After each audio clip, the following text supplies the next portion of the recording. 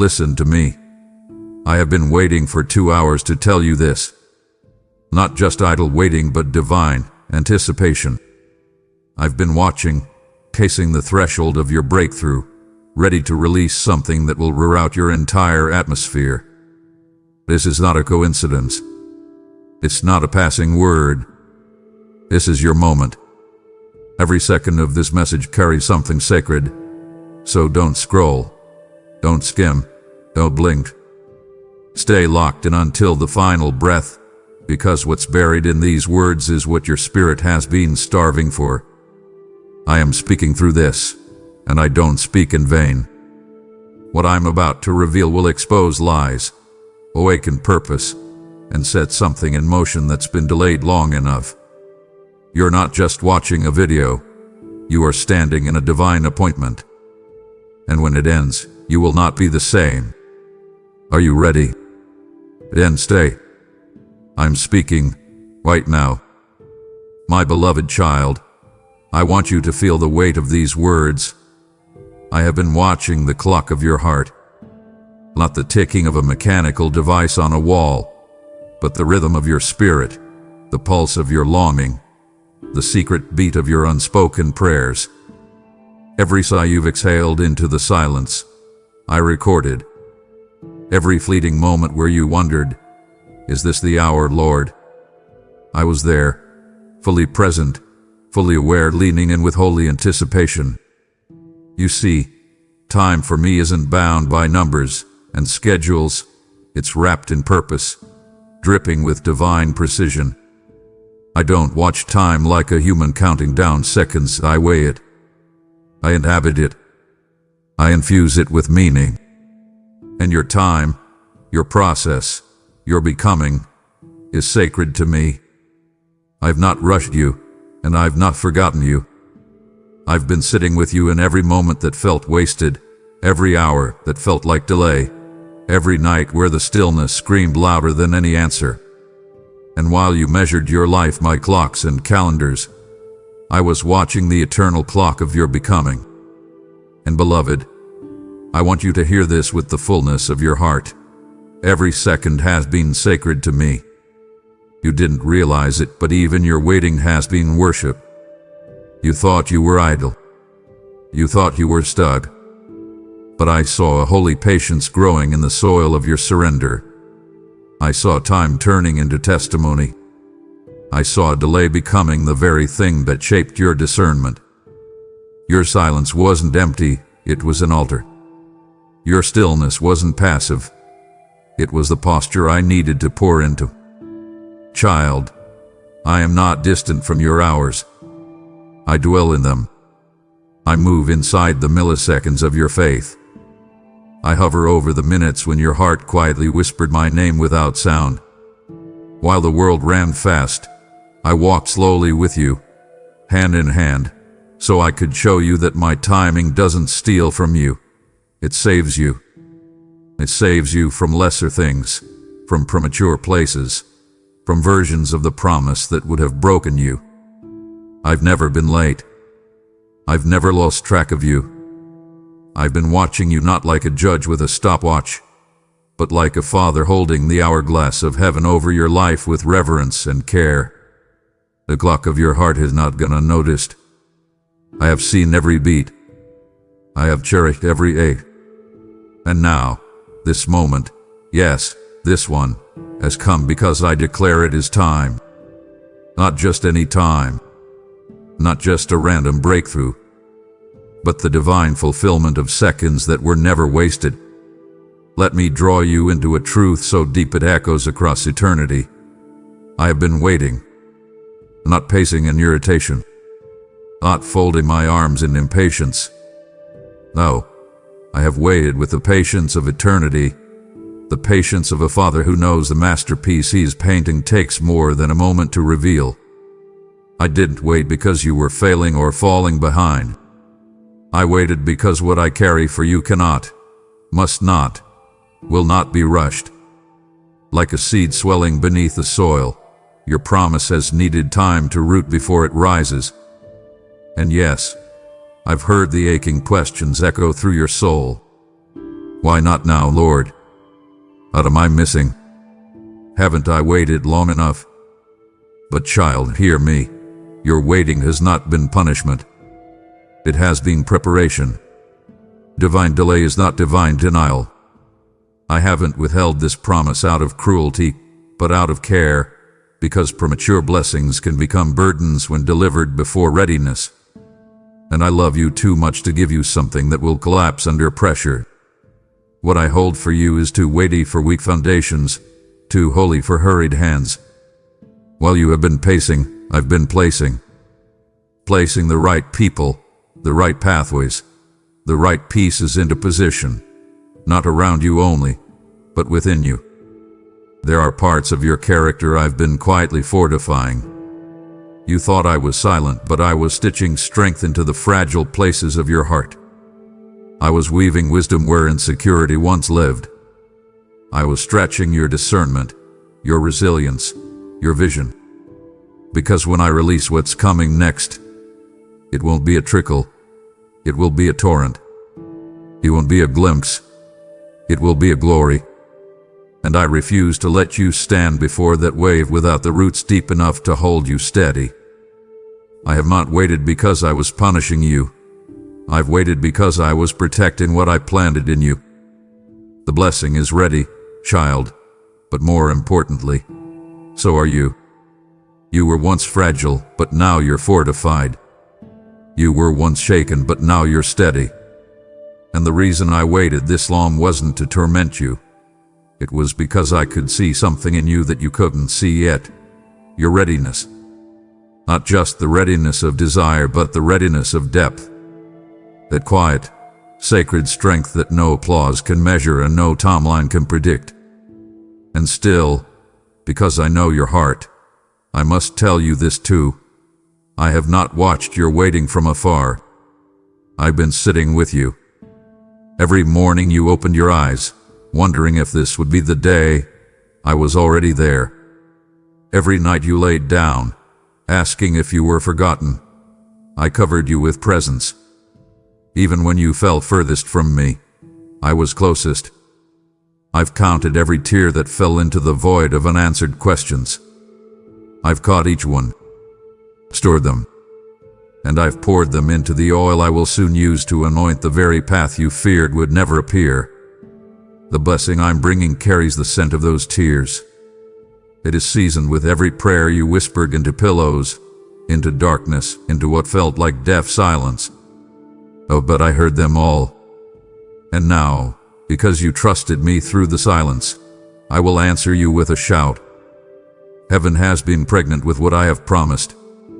And now, beloved, now it begins to crown. The moment is near.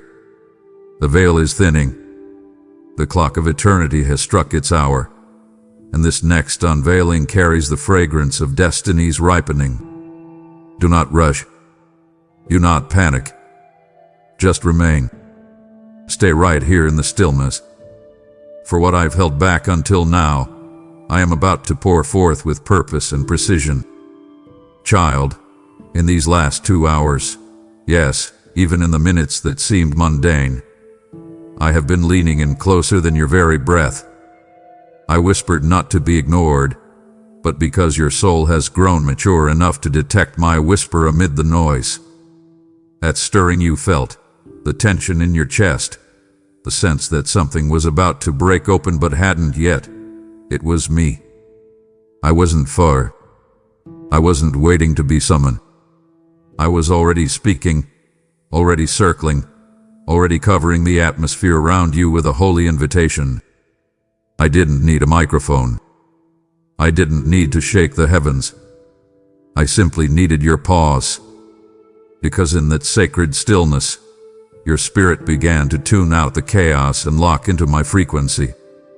That flutter in your spirit, that sudden awareness when you always turned this message off, but didn't. That was me.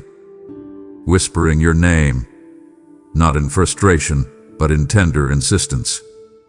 Not because you failed to hear before, but because now you're finally still enough to respond. And why a whisper, you ask? Because a whisper requires closeness. A whisper can't be heard from a distance. It demands intimacy.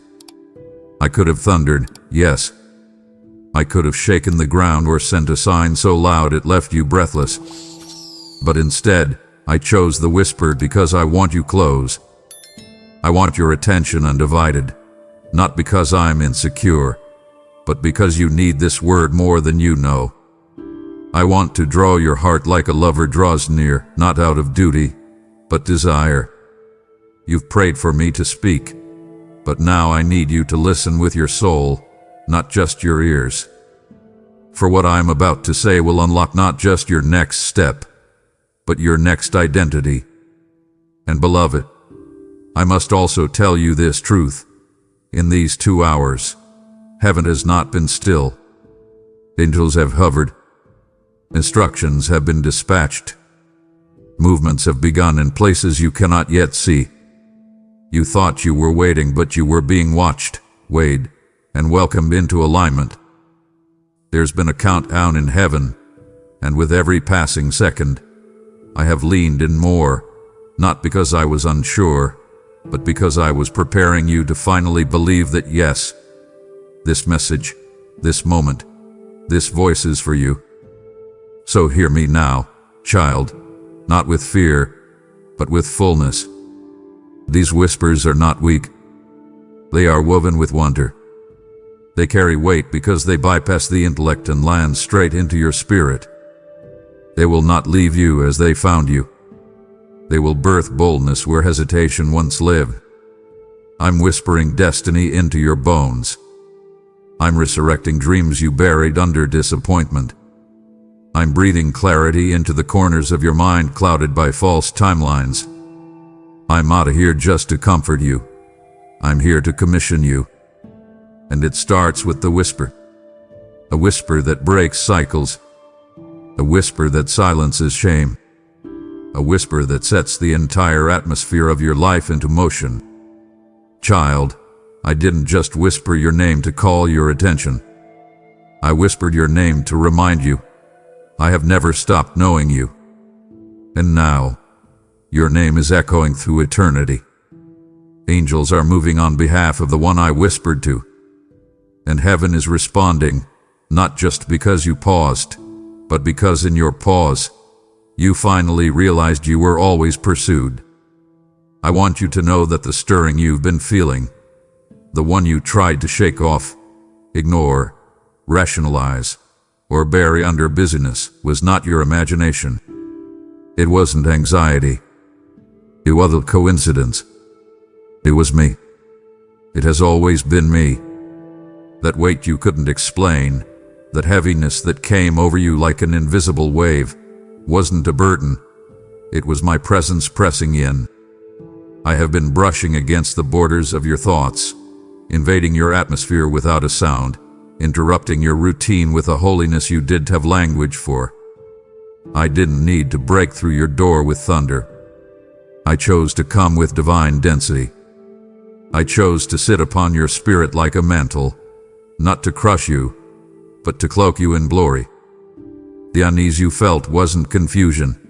It was a sacred discomfort sent to awaken you from the slumber of surviving. I never designed you to just exist. I created you to encounter. And what you were calling restlessness was actually your soul responding to my proximity. You see, when my glory draws near, the human heart doesn't always know how to interpret it. It may feel like pressure, like a quickening, like a tension between your now and your not yet. And that's what you've been feeling. A gap between what you've known and what I'm about to show you. I've been brooding over you like I did at the dawn of creation, hovering, stirring, preparing to speak light into the formless places of your life. My presence does not knock like a guest. It arrives like a cloud, like oil, like weighty wind that shifts the entire internal climate of your being. That's why you felt waves of emotion without reason. That's why you had sudden moments of weeping with no explanation. Because when I come close, your soul remembers me, even if your mind cannot yet comprehend. I'm not just visiting you, child.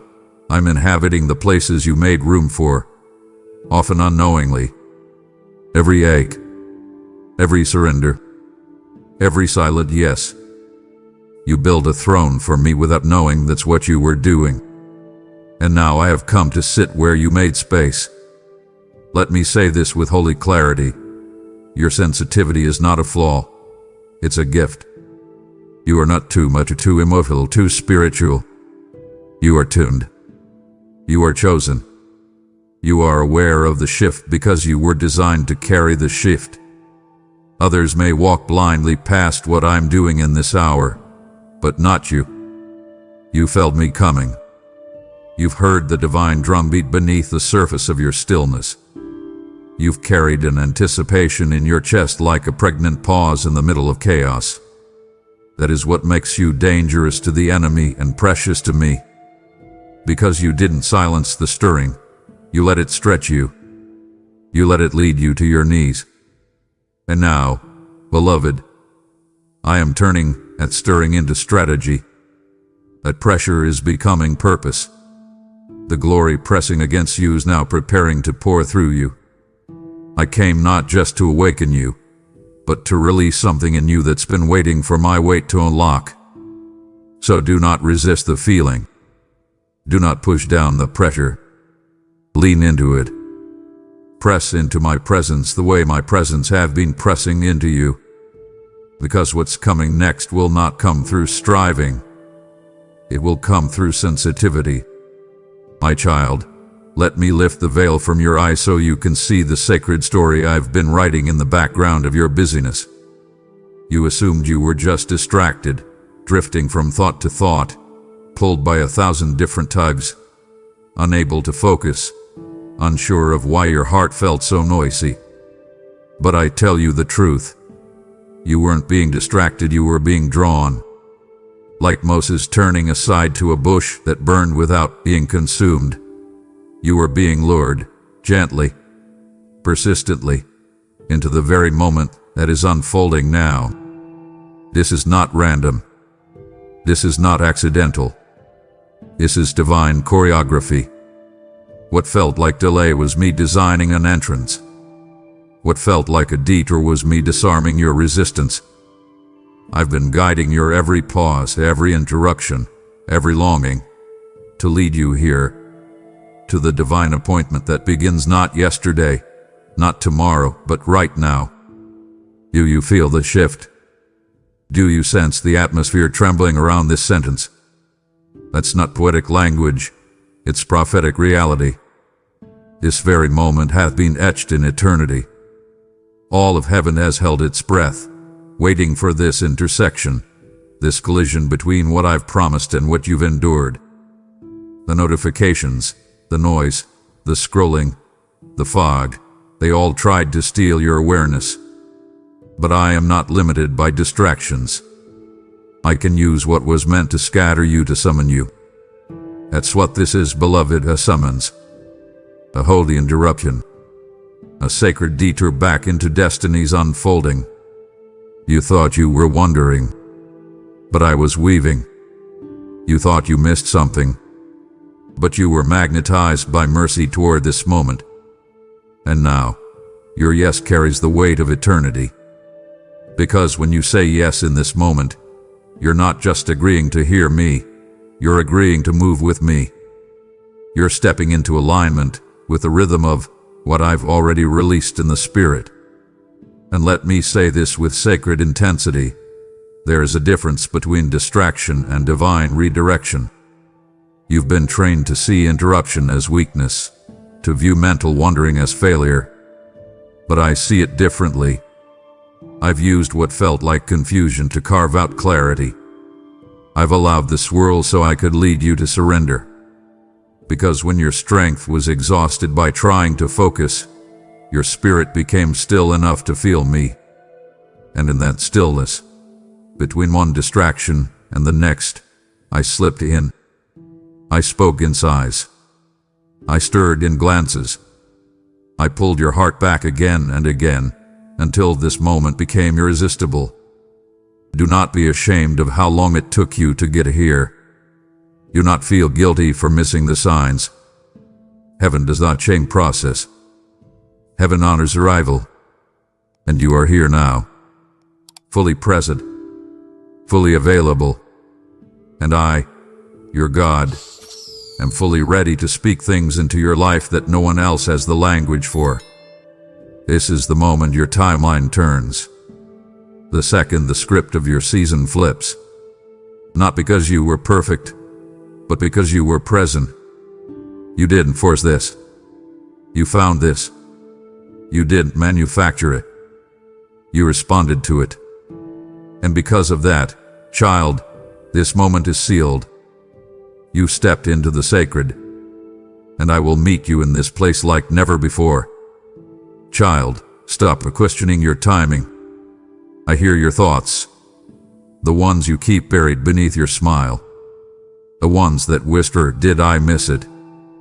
Did I delay too long? Did I walk past what you were trying to give me?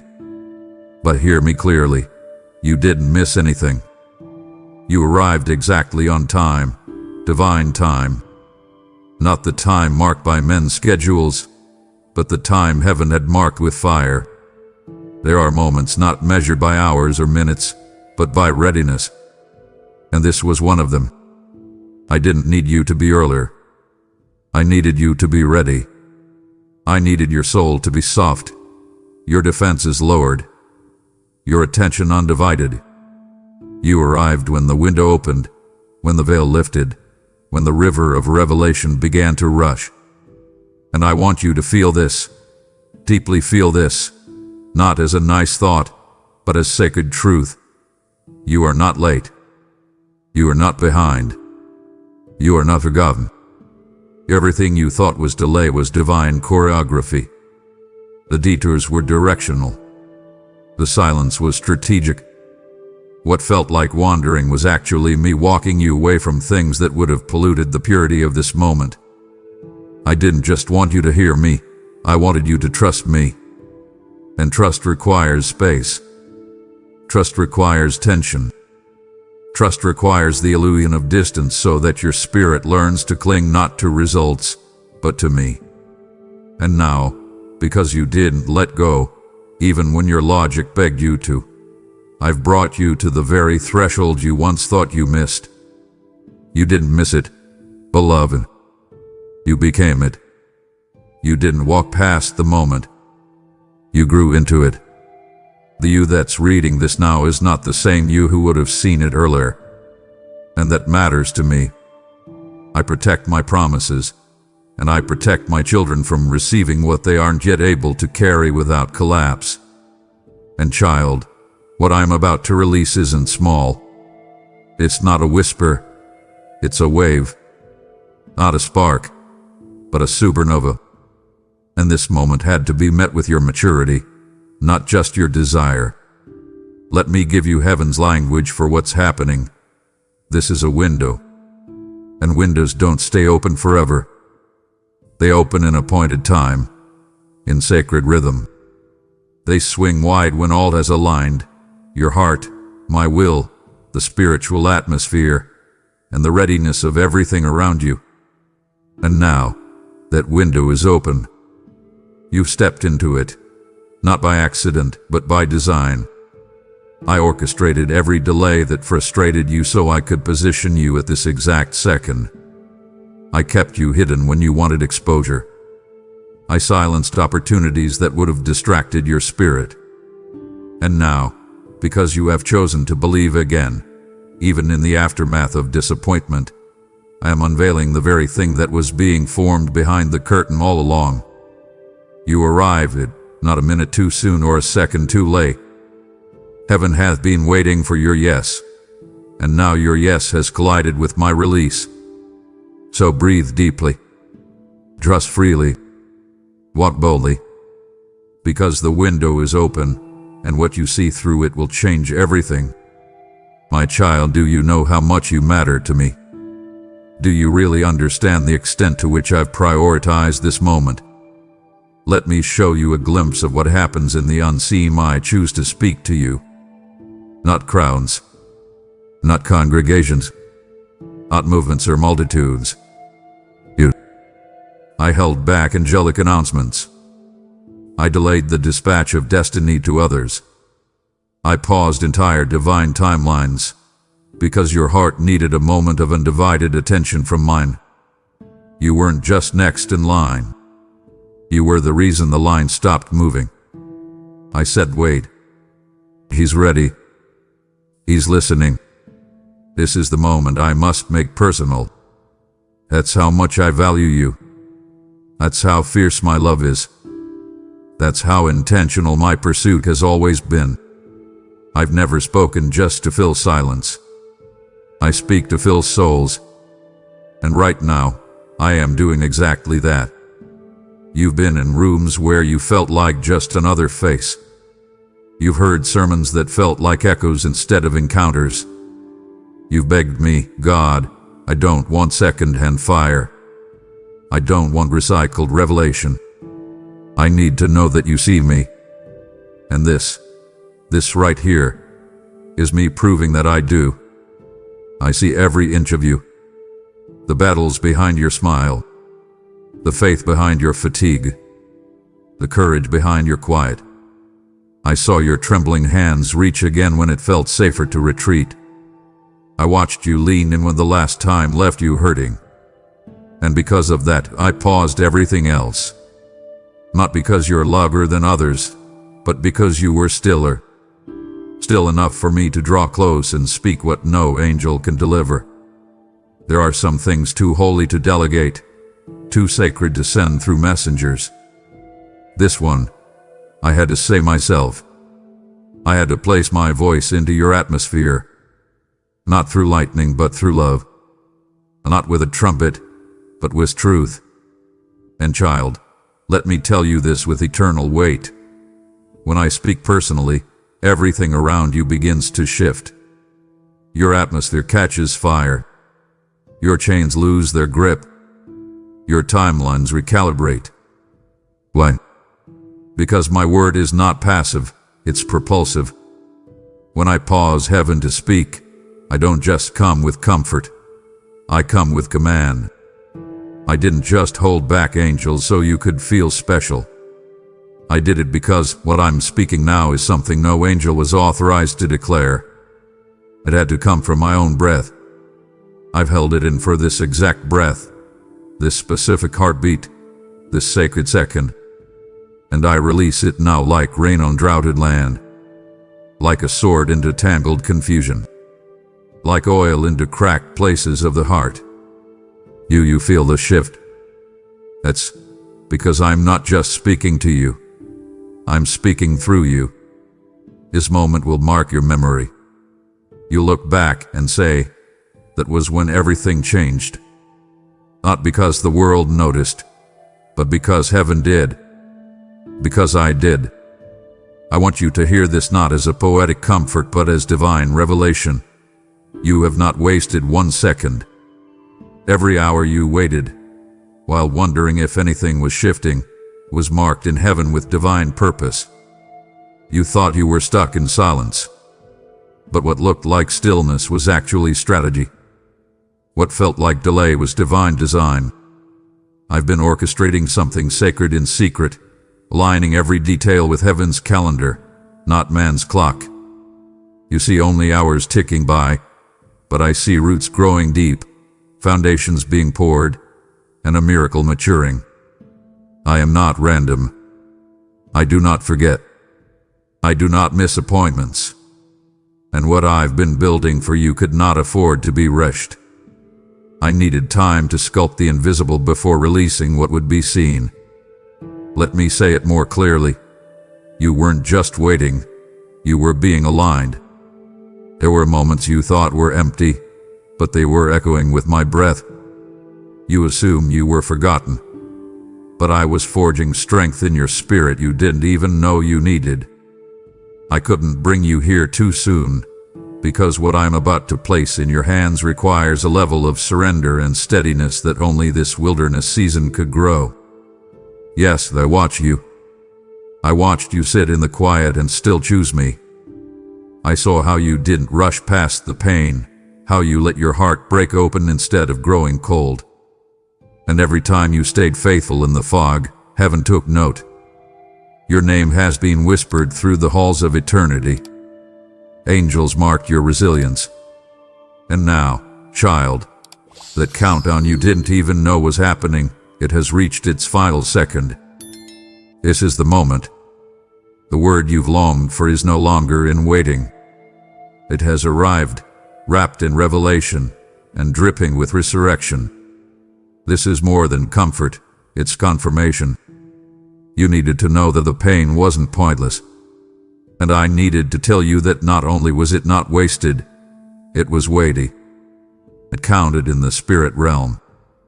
Your sighs weren't overlooked. Your tears weren't evaporated. They were collected, stored, poured into the oil that now drips from this word into the deepest parts of your soul. I didn't allow the silence to torment you. I allowed it to train you.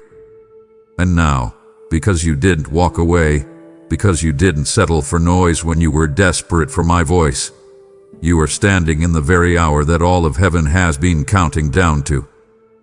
This is not a random moment. It's a holy milestone. The time has come. The word is here. The alignment is perfect. And the shift you've waited for has already begun beneath your feet. I know how loud the world has been around you. Voices pulling you in every direction. Opinions echoing like thunder. Advice wrapped in fear. Demands disguised as guidance. It has been noisy. So noisy, in fact, that you've wondered if I've gone quiet. You've asked, God, where are you in all of this? And here is my answer. I have been working in the stillness. I haven't been absent, I've been intentional. While the world screamed, I whispered. While the chaos tried to drown your peace, I dropped seeds of clarity into the soil of your surrender. I've been planting answers deep beneath the surface where noise can't reach, where confusion can't uproot, and where distractions can't trample. I've hidden understanding in the secret places of your soul, where only stillness gives access. You see, my child, clarity doesn't grow in chaos. It blooms in quiet. But quiet doesn't always feel comfortable. Sometimes it feels like abandonment. Sometimes it feels like invisibility. But hear me now. I've never been more present than when the world made you feel most alone. The confusion that wrapped itself around your decisions like fog was not stronger than my word. It was simply louder. And I needed to let the fog come, not to confuse you, but to draw you inward. I didn't want you following voices that knew your name but not your calling. I needed to strip away the counterfeit so you could finally recognize the real. And child, that real is me. That voice you've been longing to hear again. It's never left. It's just been waiting for the noise to fade. And now, because you have chosen to lean in despite the clamor, I am releasing clarity that cannot be shaken. Let me tell you something sacred. The next instruction for your life is not going to come in the form of volume. It will come in vision. You won't find it in louder prayers or frantic searching. You'll find it in presence, in a pause, in the holy hush where I begin to speak in sentences only your soul understands. The confusion is being peeled back, layer by layer. The lies that tried to masquerade as logic are falling apart. I'm exposing false peace and revealing the genuine. I'm clearing the fog not with a storm, but with a wind of truth. And that truth is this. I have been with you all along, speaking even when you couldn't decipher the message, working even when you couldn't see the movement, strategizing even when you felt still. The stillness you feared was me settling the soil so the seeds of revelation could finally take root. And now they are beginning to sprout. You're going to see what I planted in the dark begin to bloom in the light. Not all at once, but undeniably, steadily, beautifully. You'll wake up with peace you can't explain. Ideas that didn't come from your intellect. A sense of go in your spirit where fear used to live. That's not coincidence. That's me. That's clarity. That's heaven breaking through the noise with the quiet voice you were born to recognize. Oh child, let me lift the veil right now and speak to the part of you no one else sees. The hidden weight behind your words, the burden behind your bravery. I know what you've been carrying. I've watched you move through rooms, surrounded by people, yet feeling isolated in your pain. I saw you smile so they wouldn't worry. I saw you nod so they wouldn't ask. But I know the truth. Behind that carefully practiced composure is a soul crying for rest. Behind that faith-filled language is a heart growing weary of delay. And I want you to know, I'm not blind to any of it. Not a single tear has slipped through the cracks unnoticed. Not one sigh has gone unheard. I see the ache that sits just beneath your laughter, the tremble you hide beneath your strength. You've worn the robe of endurance for so long, but beloved, you were never meant to carry this alone. Let me say it again with weight. I see the fatigue behind your faith. You've kept praying even when your prayers felt hollow. You kept showing up even when hope was leaking through the seams of your belief. And child, that didn't disqualify you, it qualified you. Because faith isn't proven in perfection. It's proven in persistence. And you persisted. You've prayed with cracked voices. You've worshipped through exhaustion. You've clung to promises with trembling hands. And heaven, we took note. The angels who surround you whispered your name in reverence, not because you were flawless, but because you were faithful. They watched you kneel in the silence, waiting for me to speak, and they recorded every moment of loyalty that was forged in the dark.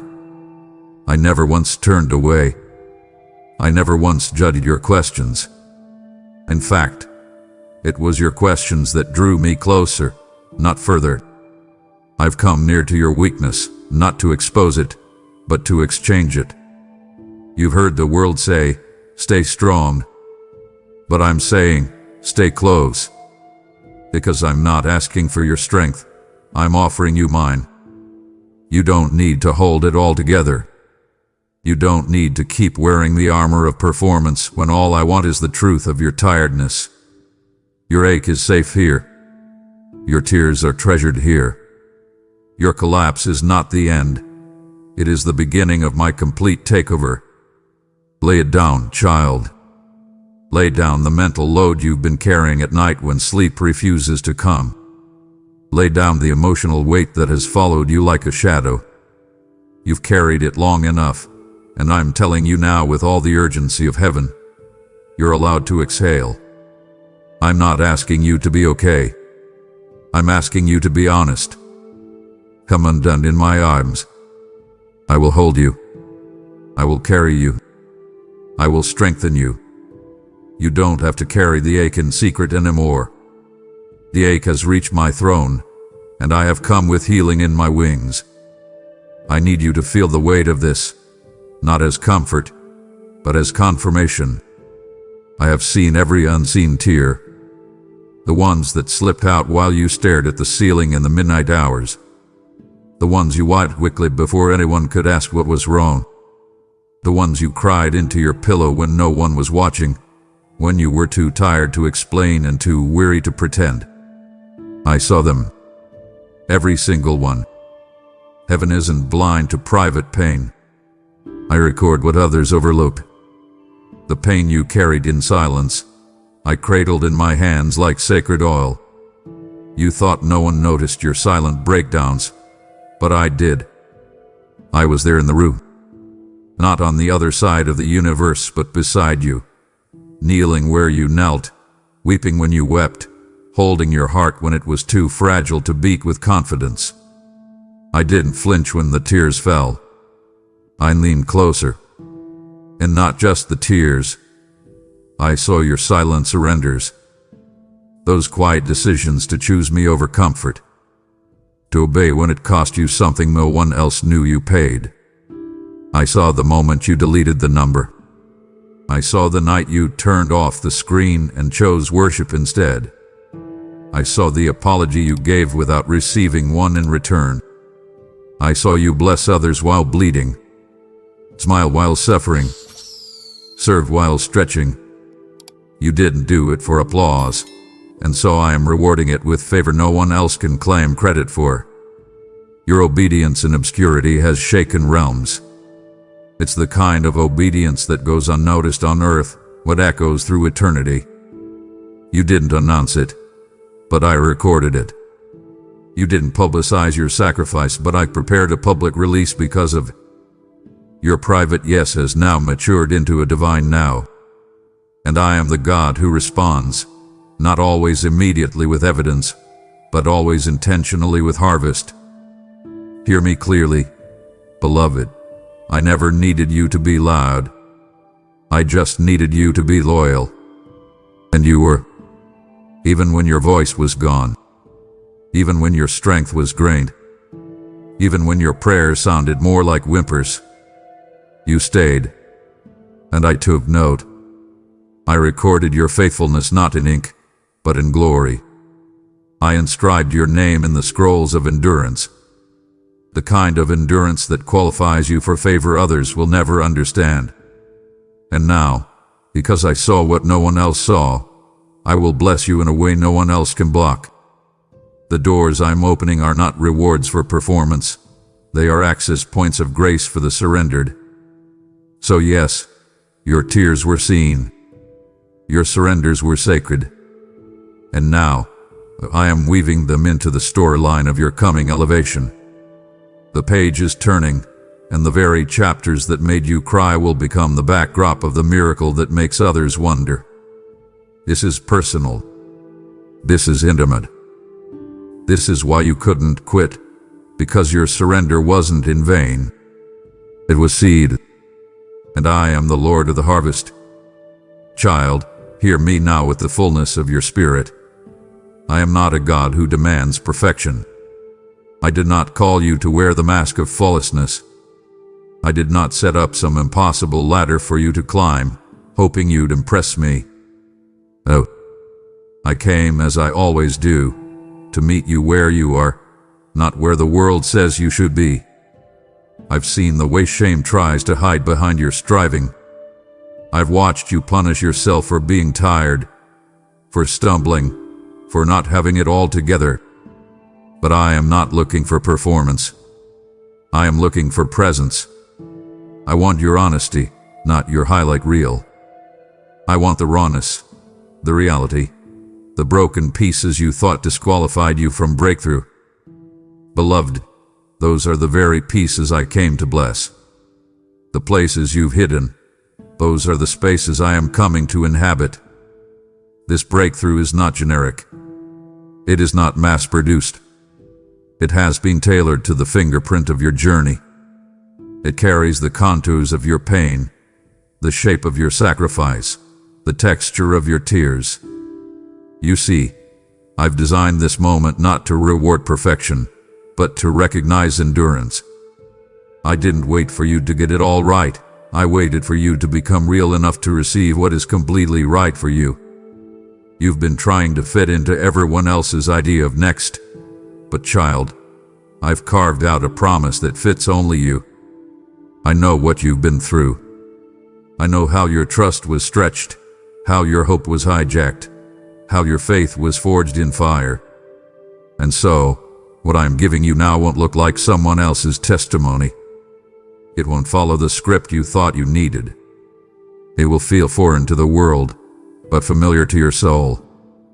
Because I've woven your process into the very DNA of this breakthrough. I've included every detour, every disappointment, every delay. What you thought disqualified you, I've used as the very reason you're qualified. This isn't a cookie-cutter blessing. It is crafted in glory, and you're the only one it's designed to fit. I need you to know, beloved, deeply, fully, without hesitation, that my love has never been conditional on your perfection. I saw every misstep and stayed. I watched every collapse and still called you. You thought you had to fix yourself to be found. But I found you in the middle of the mess. And this breakthrough, it doesn't come after you've proven your worth. It comes because I already declared it. You are worthy, not because of what you've done, but because of who you are. Mine. And because you are mine, I have brought you into this moment. Not to evaluate you, but to elevate you. Not to test your perfection, but to transfer your inheritance. Your hands may be trembling, but they are open, and that is all I require. So come, child. Let go of the pressure to be flawless. Let go of the lie that says you're behind. You are right on time for a promise that was shaped by your story. This is the breakthrough that bears your fingerprint, because it was born from my hands, and they've been holding you all along. You waited long, and I waited with you. Now, as the river of my word begins to overflow, I'm calling you to help send the same living water to others still waiting. My child, every seed you sow into this ministry becomes oil in someone else's empty jar. This is not just generosity, it's warfare against darkness. He who refreshes others will himself be refreshed, and I declare over you today, your giving will unlock harvests you didn't even know were buried. If your heart is burning to help carry this word farther, then know, it's me stirring you. Partner with me through Super Thanks membership, or the PayPal link in the description, and watch what I do with your obedience. Don't delay, move now, because someone else's resurrection is waiting on your yes. This moment is not ordinary. This isn't a passing encouragement or a pretty sentence wrapped in spiritual language. No, this is a divine appointment, and it has been written into the timeline of your life since before you took your first breath. This message is not just information, it is activation. It is movement. It is the breath of heaven pushing you from stagnation into supernatural acceleration. You've been standing at the edge of a shift, feeling the tremble in your spirit, sensing that something was near but not yet revealed. And now, I am declaring it openly. This is that moment. The veil has lifted. The silence has broken. The appointed time has arrived. You didn't stumble into this message. You were summoned by it. You were drawn by the tug of eternity wrapped in words. You were pulled by prophecy's gravity into a moment where destiny speaks louder than doubt. You've asked me, God, is this just another encouragement? Another emotional lift that fades in a few days? And I say to you, no. This is a turning point.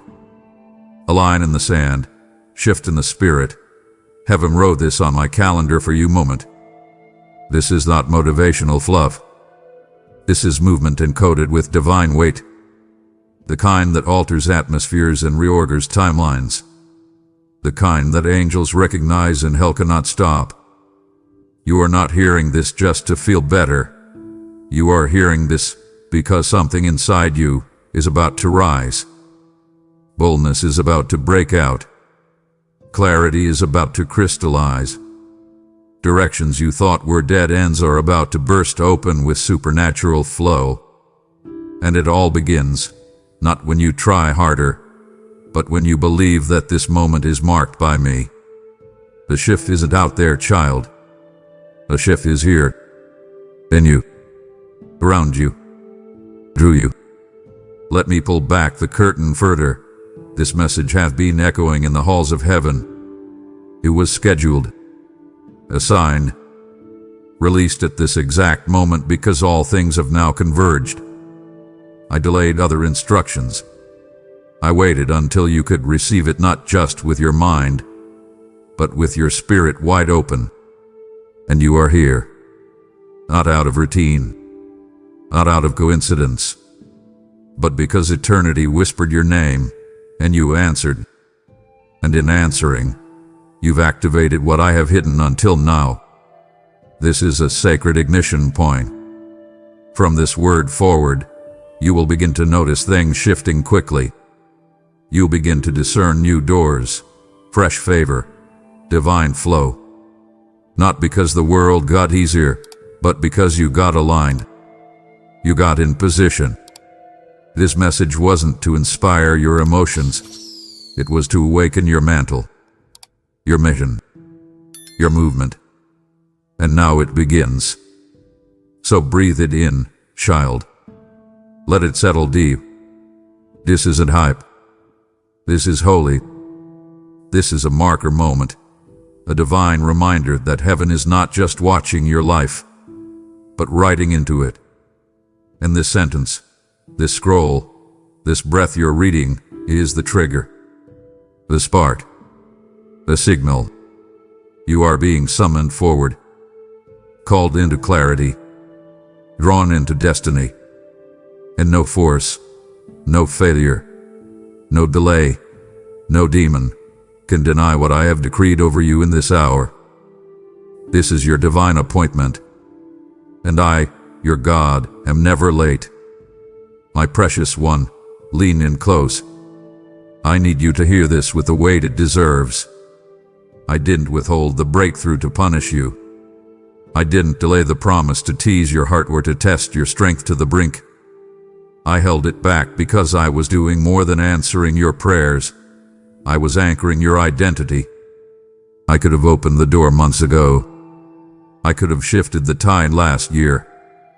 But if I had given it then, you would have received it with trembling hands and uncertain vision. You would have questioned whether you truly deserved it, whether you were truly ready, whether you could really steward the magnitude of what I was placing into your life. And I love you too much to let you carry a blessing you weren't yet fortified to protect. So I did what only a loving father does. I slowed the release so I could increase your readiness. I allowed the pressure to shape you. I permitted the pause to deepen your roots. I watched you wrestle through seasons of silence, not because I was absent, but because I was active in the hidden places. I wasn't just forming the breakthrough. I was forming you. There were pieces of your identity that had to be awakened. You needed to discover strength that success couldn't teach. You needed discernment, not just desire. And so, I whispered when you wanted me to shout. I hid what you asked me to reveal. I let the timeline stretch longer than you prayed for, because I wasn't just planning for a moment. I was preparing you for longevity. You see, child, I am not interested in just giving you a miracle. I'm preparing you to live inside the miracle, and move in it, to steward it, to carry it with grace, maturity, and vision. If I gave it before its time, it would have collapsed under the weight of comparison. If I gave it while you were still clinging to the approval of others, you would have handed over your authority to those who never deserved access. So I waited. I waited until your identity wasn't built on applause. I waited until your yes didn't come from desperation, but from discernment. I waited until you stopped begging for rescue and started believing in resurrection. And now you are ready. Not perfect, not pressure-free, but ready. Because you no longer see the promise as the proof of your worth. You see it as the expression of my love. This breakthrough is not random. It's not late. It's right on time because you are finally ready to receive it without losing yourself in it. So let go of the guilt that says, I should have been further by now. Release the shame that whispers, I wasted too much time. None of it was wasted. None of it was in vain. Everything served the preparation. The slow days, the silent nights, the stretching seasons, they all poured into your becoming. And now, child, the heavens are leaning in. The weight of delay is giving way to the wind of divine release. What I've been holding has always been for you. And now, because your hands are steady and your heart is anchored, It's time to place it into your life. This is not just the end of a wait. It's the beginning of a walk into fullness, into purpose, into every promise I've been preparing, not just for you, but for the you that is now finally prepared. There's something you've misunderstood, something that's caused you to question my nearness. And I must clear it now, because it's time to break the agreement you made with the lie of my absence. You thought my silence meant I had gone quiet, that because you couldn't hear me in the ways you expected, I must have stopped speaking. But beloved, I never stopped speaking. I simply changed the frequency. I moved from the external to the internal, from the loud to the low, from the audible to the intimate. I began speaking not through thunder but through tension, not through words alone, but through weight. I began whispering inside the ache itself. I embedded my voice into the very questions that tormented you. I allowed the silence to become sacred space, not because I was hiding from you, but because I was trying to speak deeper than your ears could hear. I was speaking in the delay, in the days where nothing changed but everything within you shifted. I was speaking through restlessness, urging you to leave old mindsets behind. I was speaking in your frustration, showing you where false expectations had become your idols. And yes, I even spoke through your heartbreak, not to crush you, but to carve out new capacity in you. The silence was never empty, it was pregnant, full of instructions you didn't know how to translate yet, full of impartation that bypassed logic. I wasn't being cruel, I was being careful. Careful with your process, careful with your heart. I spoke through closed doors, through delayed answers, through dreams that didn't pan out. And while you searched for my voice in noise, I was speaking where no one else could interrupt, in the depths of you. Let me remind you now, child, I do not go silent as punishment. I go still as strategy. Because silence teaches you to listen differently. It purifies your ears from the distractions of performance. It forces your spirit to stop striving and start trusting. You learn things in the silence that sermons couldn't teach. You discern my nearness in the dark, not because I shouted, but because I stayed. I didn't leave when it got heavy. I leaned in closer. I wept beside you when the silence broke your heart. And even when you said, "Where are you?" I was right there, bottling your tears, speaking destiny into your confusion. And now, you're beginning to see it. You're realizing that even though I didn't speak in the way you wanted, I was speaking in the way you needed. So today, I'm lifting the veil. I'm revealing the layers. The silence was never rejection. It was refinement. It didn't mean I stopped loving you. It meant I was loving you too deeply to let noise drown out the lesson. And now, because you stayed, because you didn't run from the stillness, because you kept your heart open even when it felt hollow, I'm about to speak again. But this time it won't be hidden. This time it won't be subtle. It will be clear, sharp, undeniable. You will know it's me. You will recognize my voice not because it's louder, but because it now carries the weight of intimacy.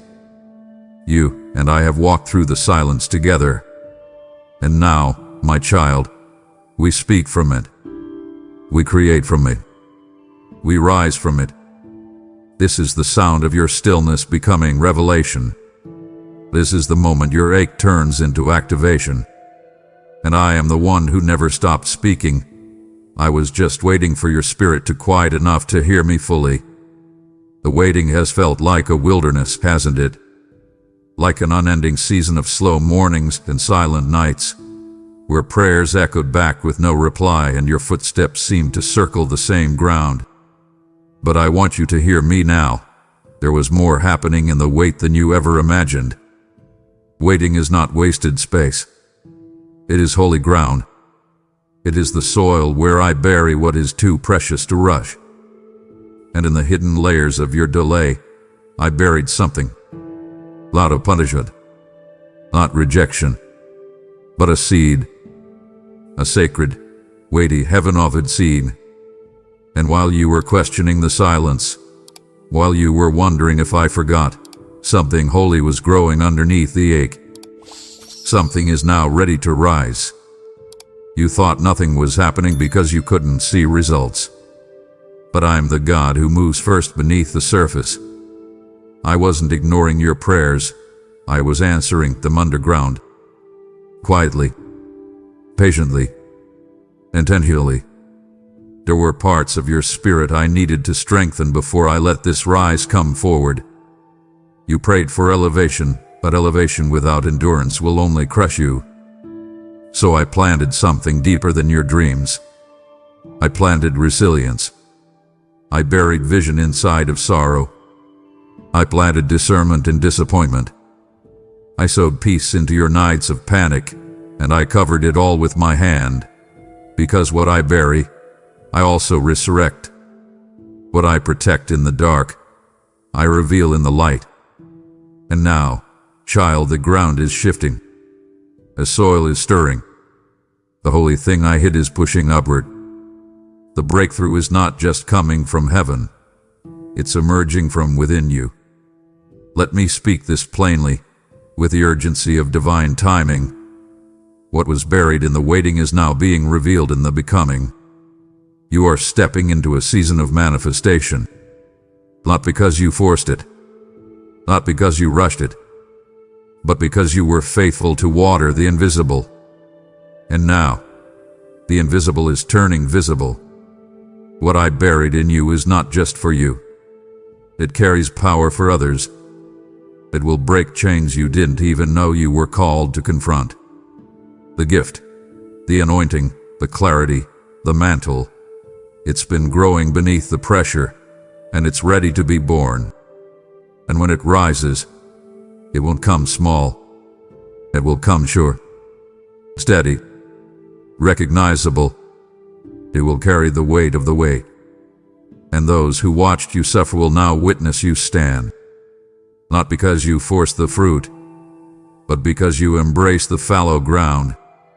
Because you let me plant something eternal inside your very human journey. So don't fear the cracks in your timeline. Don't curse the slow days. The ground you're waiting is about to erupt with divine release. You didn't lose time. You were hosting something sacred. And I, your Father, buried it not to hide it from you, but to hide it for you, until the time was right. And beloved, now is that time. Come closer, child. There is something you must know. I never forgot you. Not for one moment. Not for 1 second. Not during the nights when you thought I had left you alone. Not during the seasons when the heavens felt like brass and every door slammed shut. Not in the quiet of your confusion or the heaviness of your heartbreak. I have been there, tracing every step with intention. You looked at your life and called it wandering, but I saw it as weaving. You saw gap, I saw grace. You saw silence, I saw strategy. I have been mapping your path, even in the dark. Especially in the dark. You must understand, beloved, that my nearness is not always loud. Sometimes, I cloak myself in quiet so you learn to walk by faith, not just by feelings. You were looking for fireworks, but I was walking beside you in the flicker of a single candle. You wanted me to roar, but I chose instead to whisper in ways that stretched your hearing. But never, not even once, did I forget. Your name has been etched into my hands. Your prayers have been recorded in my breath. I tracked your every tear, not to observe them, but to answer them in fullness of time. You have never walked unnoticed.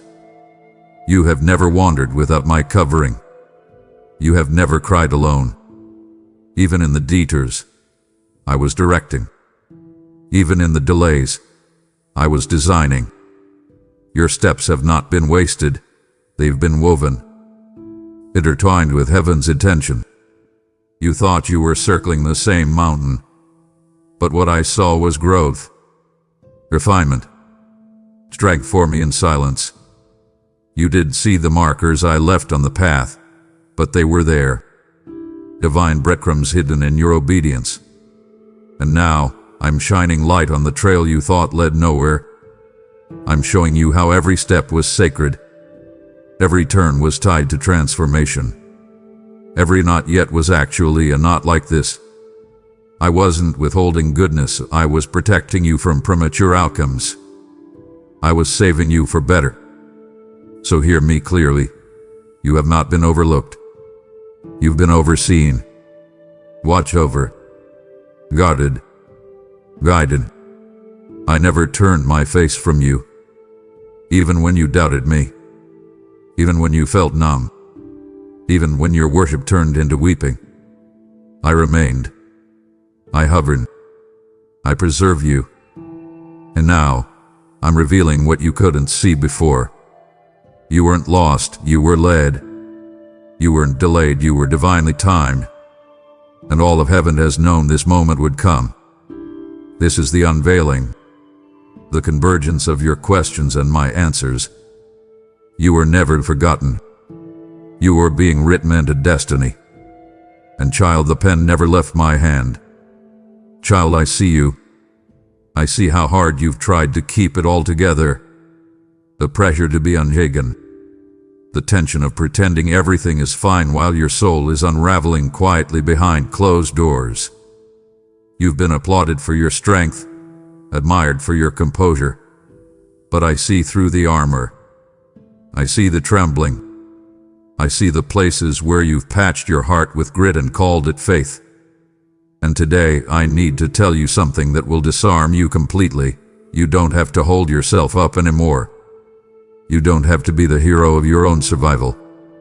You've been trying to stand strong, but I've been waiting for the moment you would finally let go.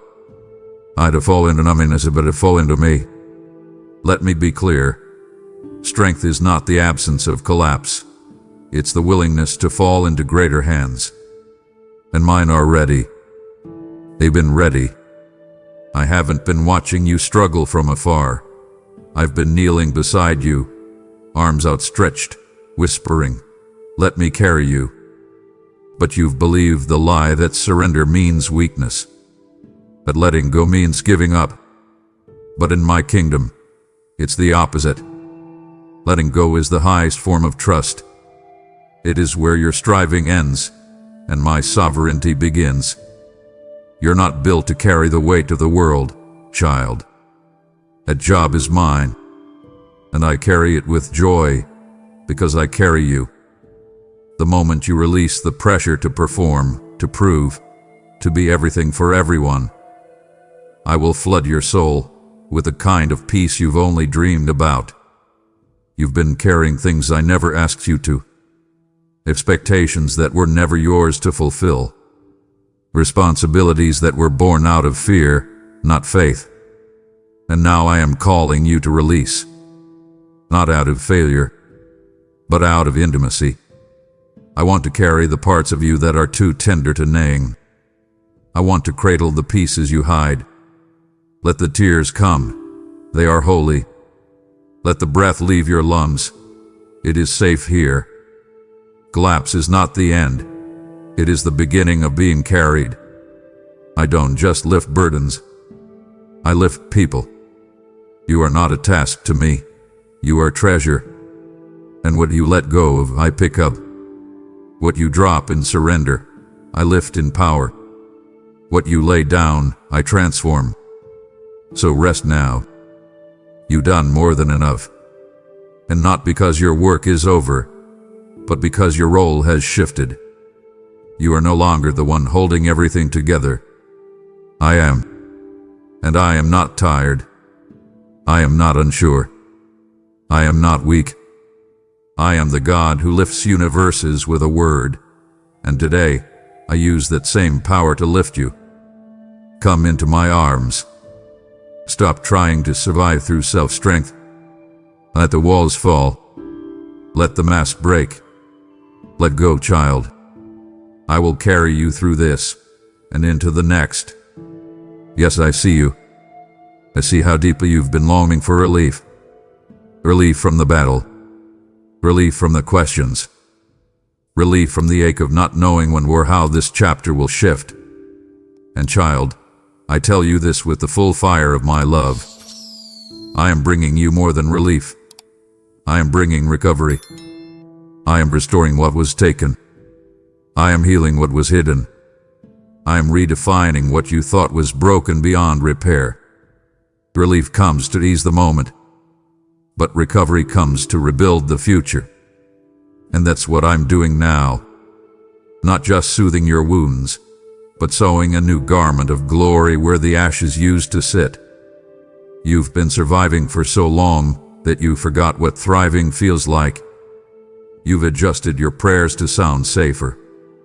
You've asked me only to get you through, when I've been planning to lift you higher. But today, I am tearing off that survival mindset. I am renewing your mind, child, not to just believe for a better week, but to believe for a better world. One where your pain doesn't define you. One where your trauma isn't the narrator of your story. One where I am writing the chapters, not erasing what happened, but redeeming every single word. I don't waste wounds. I resurrect them.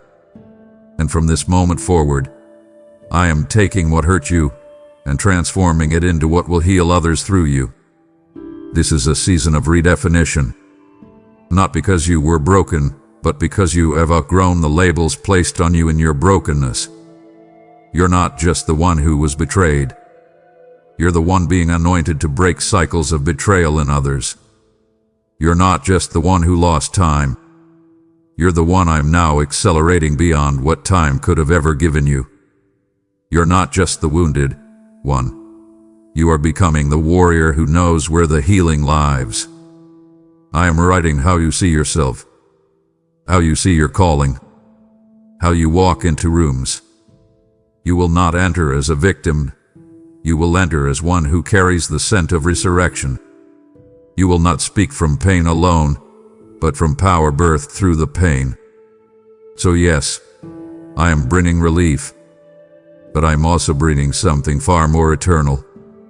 I am releasing you into recovery, into the rebuilding of your joy, the recovery of your laughter, the recovery of relationships, of creativity, of vision, of rest. And above all, I am bringing you into redefinition, a holy unveiling of who you've always been through my eyes. The world named you based on what you endured. I now name you based on what you carry. You carry me. And because you carry me, you carry everything you need, not just to recover, but to rise. And child, this rising, it begins now. I remember the moment your voice cracked through the stillness, your heart laid bare as you whispered, "Lord, please fix it." I heard you. I felt the tremble in your spirit as you clutched at pieces you couldn't hold together anymore. You wanted me to put it all back the way it was before the storm, before the loss, before the detour that shattered your plans. But child, what if I told you that I didn't come to merely glue the fragments together? What if I told you that I allowed the breaking not to destroy you, but to deliver you into revelation? Because there are some truths about me, some truths about you that only rise in the aftermath of what feels like ruin. You prayed for me to fix what fell apart, but I came to show you what was always buried beneath the surface, what needed to be unearthed. The breaking wasn't the end. It was the excavation. In the breaking, I broke through the surface of shallow strength and exposed the gold of who you really are. I pulled back the layers you had to wear to survive, the expectations, the labels, the striving, and I uncovered the sacred within. Yes, you heard. Yes, it looked like loss. But child, I never took from you what you needed. I only allowed what could no longer sustain you to fall away. I wasn't just answering your prayer, I was upgrading it. You asked for comfort. I gave you clarity. You asked for restoration. I gave you revelation. You asked for healing. I gave you a whole new identity. And now, in the silence that followed the shatter, I've been speaking. Not in loud declarations, but in depth. I've been whispering truth into the broken places. You are more than the wound. You are more than the failure. You are more than what you lost. I know it's hard to recognize this moment as holy, but it is. This is the moment where the cracked places begin to glow. The oil I've been pressing out of your process is about to overflow. Because I never waste pain. I never stand by idly while my children break. I kneel beside you. I breathe into the rubble. And then, I resurrect from it. Not what was, but what could only be born through it. You thought you were broken beyond repair. But I am not the God of repair. I am the God of resurrection. And what I am bringing forth from this will carry more glory than you ever imagined. So breathe, my child. Stop asking me to put things back. Begin to ask me to show you what's being born now. This is not the end.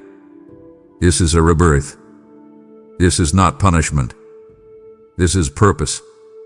The ground that cracked beneath you is the same ground where I am planting your greatest season. From the breaking comes the coming, and from the dust of your despair, I will raise a story so powerful that others will know it could only be authored by me. My beloved, the time has come. You stood before so many closed doors that you stopped knocking. You started to believe maybe it was safer not to hope, safer to stay still than to risk being disappointed again. I've seen how you've adjusted your dreams downward just to avoid pain. But child, I never called you to live beneath your calling. And now, hear me clearly. The doors I'm about to open are not random. They are revelatory. These doors will not just provide, they will prophesy. I will reveal you, affirm you, and name you. You won't walk through them timidly. You'll walk through them and see yourself more clearly than you ever have before. These aren't just doors of opportunity, they're doors of identity. When you step into them, something will awaken in your spirit. A divine recognition. A sense of this is where I was always meant to be. I'm not just bringing increase, I'm bringing alignment. The places I'm opening for you will confirm what I've whispered in secret. They will match the shape of your soul. No more squeezing into spaces that don't fit. No more shrinking to survive. No more saying yes to things that drain you just because you're afraid of being overlooked. The season of mislabeling is over. I am placing you in rooms that will not confuse your worth. They will confirm it. They will see what I've always seen, and they will draw it forth. And child, don't worry about how it will happen. Don't worry about who supports you or who understands. I've already assigned the right eyes to recognize you, the right voices to speak your name, the right platforms to honor your authenticity. You don't have to beg for a place anymore. I've built one for you. The doors I'm opening were constructed with your fingerprints in mind. And when they swing wide, the weight of your history will not disqualify you. It will qualify you. Every delay, every tear, every time you felt invisible, it was all building something inside you that now matches the magnitude of what I'm releasing outside of you. So prepare to be seen. Not for attention, but for assignment. These open doors will not elevate your ego. They will confirm your calling. You are not just walking into favor. You are walking into fulfillment. I am revealing you, releasing you, restoring everything the enemy tried to bury. And as you walk through what I've prepared, you will finally say, This is who I am. This is what I was made for. And I will smile, and I will say, Yes, my child. and I've been waiting 2 hours or more to tell you this. I want you to pause with me here, right in this moment. You've walked through seasons that felt like fire. You felt the flame on every side: loss, confusion, rejection, disappointment, and sometimes your own faith felt like it was burning dry. But hear me when I say, you are not marked by the fire. You are marked by the fragrance I left behind. It is the unmistakable aroma of my presence, my gold, my glory resting upon you. When you come out of the fire often takes the surface but leaves behind a fragrance. And that fragrance is the sign of miracle. It is my handiwork passing through your pain to leave something unforgettable, eternal. I know the heat was intense. I know it felt like nothing could survive it, let alone flourish. But deeper than the molten trials was my purpose. I entered with you. I watched the poison of your doubt turn into perfume of your praise. I watched where you thought you'd be crushed. I crafted a vessel of testimony. You might question, did you leave me bitter? But look again. That fragrance, no amount of rain will wash it away. It is your story of survival becoming your song of deliverance. And I carried you, even when you didn't feel my hands, because fragrance isn't felt, it is born. It drifts. It lingers. It testifies. You carry the fragrance of something greater than what hurt you. Let me speak this deep into your bones. The fire you walked through was not to consume you, but to consecrate you. You were refined, pressed, whittled, and what remained was not what was scalded away, it was what endure. That fragrance you sense now, that residue of peace, of faith, of gentleness, it's my signature on your life. Heaven breathes it when you walk into rooms where rumor says you're weak, only to leave people saying, there is something different about her. You walks in peace I can't explain. That is not the absence of fire, but the presence of a God who carried you through it. And the fragrance is proof, not of what broke you, but of what became beauty through the brokenness. So inhale, child. Inhale the mercy. Inhale the moment. You are not just surviving a story, you are broadcasting resurrection. The fragrance is not just proof you endured, it's the herald of what's being birthed. People will follow you, not because you avoided the fire, but because you came out carrying the unmistakable scent of heaven. And that, beloved, is the miracle. You and I walked through it together. Now everyone in your path gets a glimpse of what heaven looks like, smells like, when it dismantles death and raises you to testify. The fragrance of victory is on you now, and it's time to pass it forward. What you've just received is more than a personal word. It's a divine weapon, and there are others still in the fire who need this message to find them. My child, when you give, you're not just donating, you are planting spiritual firewood that will warm frozen hearts and awaken buried destinies. My word shall not return void, and every act of support extends its reach like holy wildfire. I am the one who placed this channel before you, and now I invite you, help me take it farther. Your seed becomes the chariot that carries my voice to the ones still silent. Use the Super Thanks, membership, or PayPal link in the description, and do it now, because what you've heard must travel. Beloved, the promises I have placed before you are not meant to be gathered like trophies. They are meant to be lived out with holy boldness. I marvel at how well you have received my words so far. You've allowed my voice to enter your soul and shift your atmosphere. But what comes next is not passive, it is power. Not contentment, it is courage.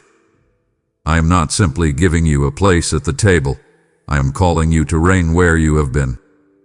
This isn't about finally getting what heaven promised. It's about holding the ground of that promise under the weight of opposition until every echo of shame, disappointment, limitation fades. You were born not just to receive. You were born to radiate. Let me say it plainly. The invitation ahead is not for those who are comfortable. It is for those who are consecrated. It's for those who will guard the promise not with jealousy, but with integrity, with faith, with unstoppable faithfulness. The enemy will still speak, but what about your past? What about the scars? You will try to reawaken the echoes. But I am equipping you now with a voice of valor, a voice that silences accusation, a voice that clarifies calling, a voice that rises above regret. When you walk out this promise, it will be with the fullness of me saying that is who I created you to be. Not just rescued, but radiant. Not just delivered, but deliberate.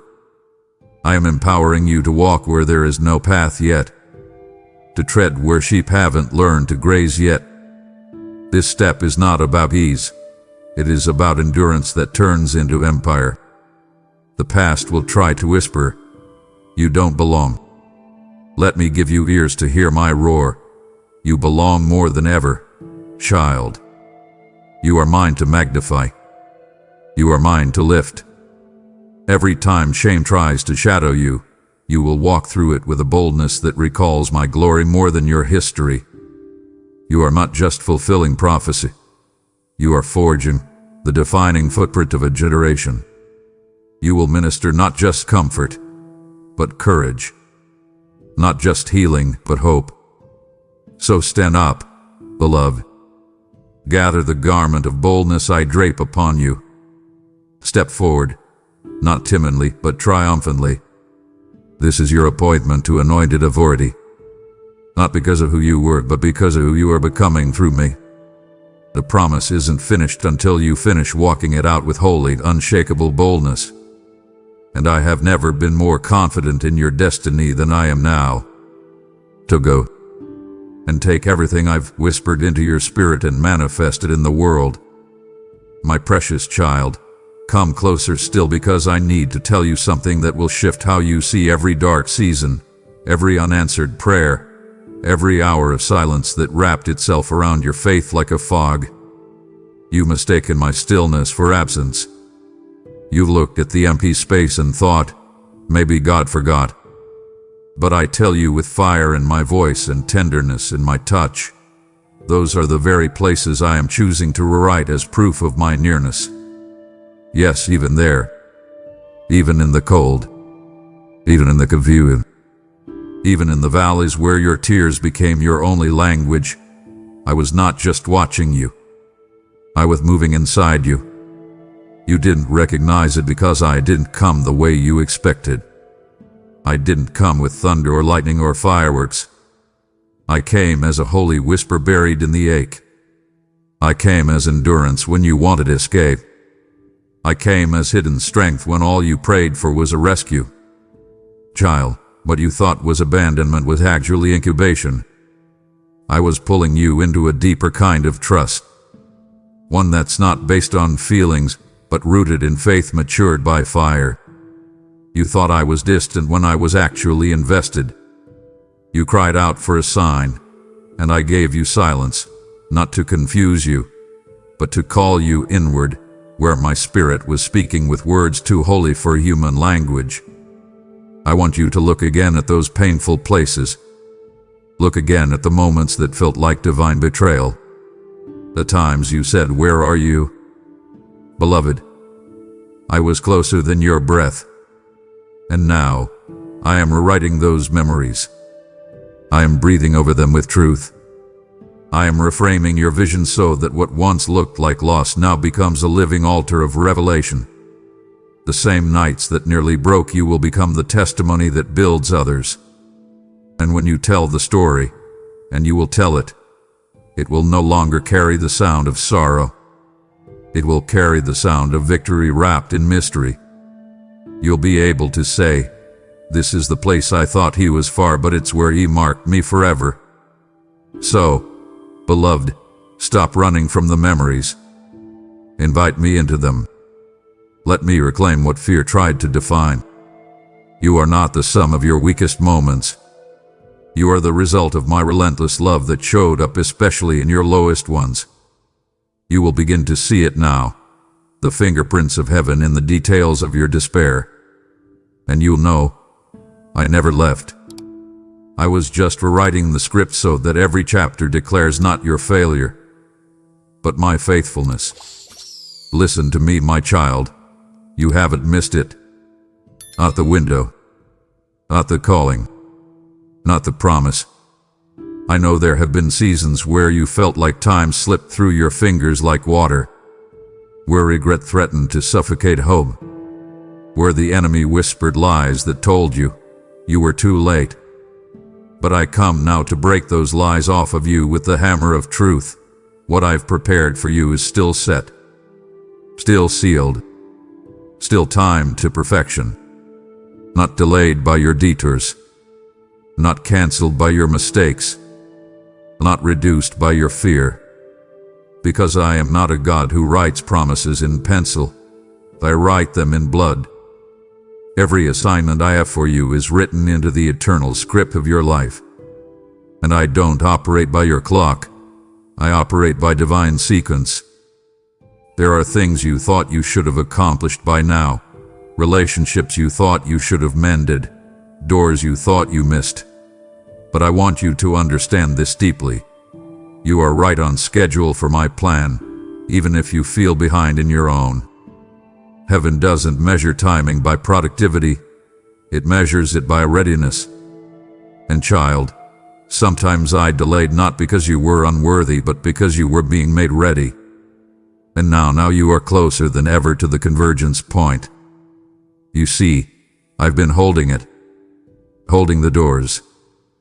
Holding the favor. Holding the opportunities.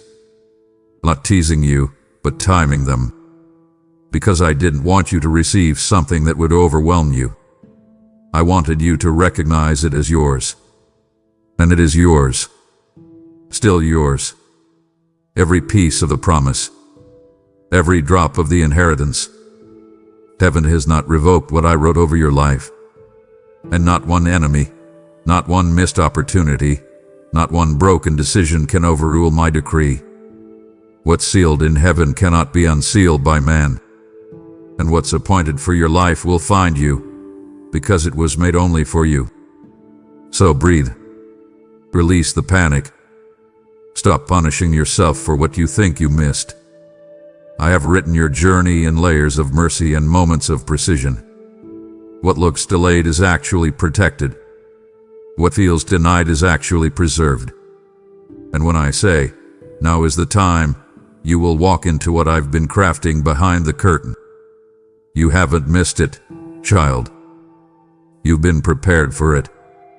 And what's coming next will not just affirm your purpose. It will redeem your timeline.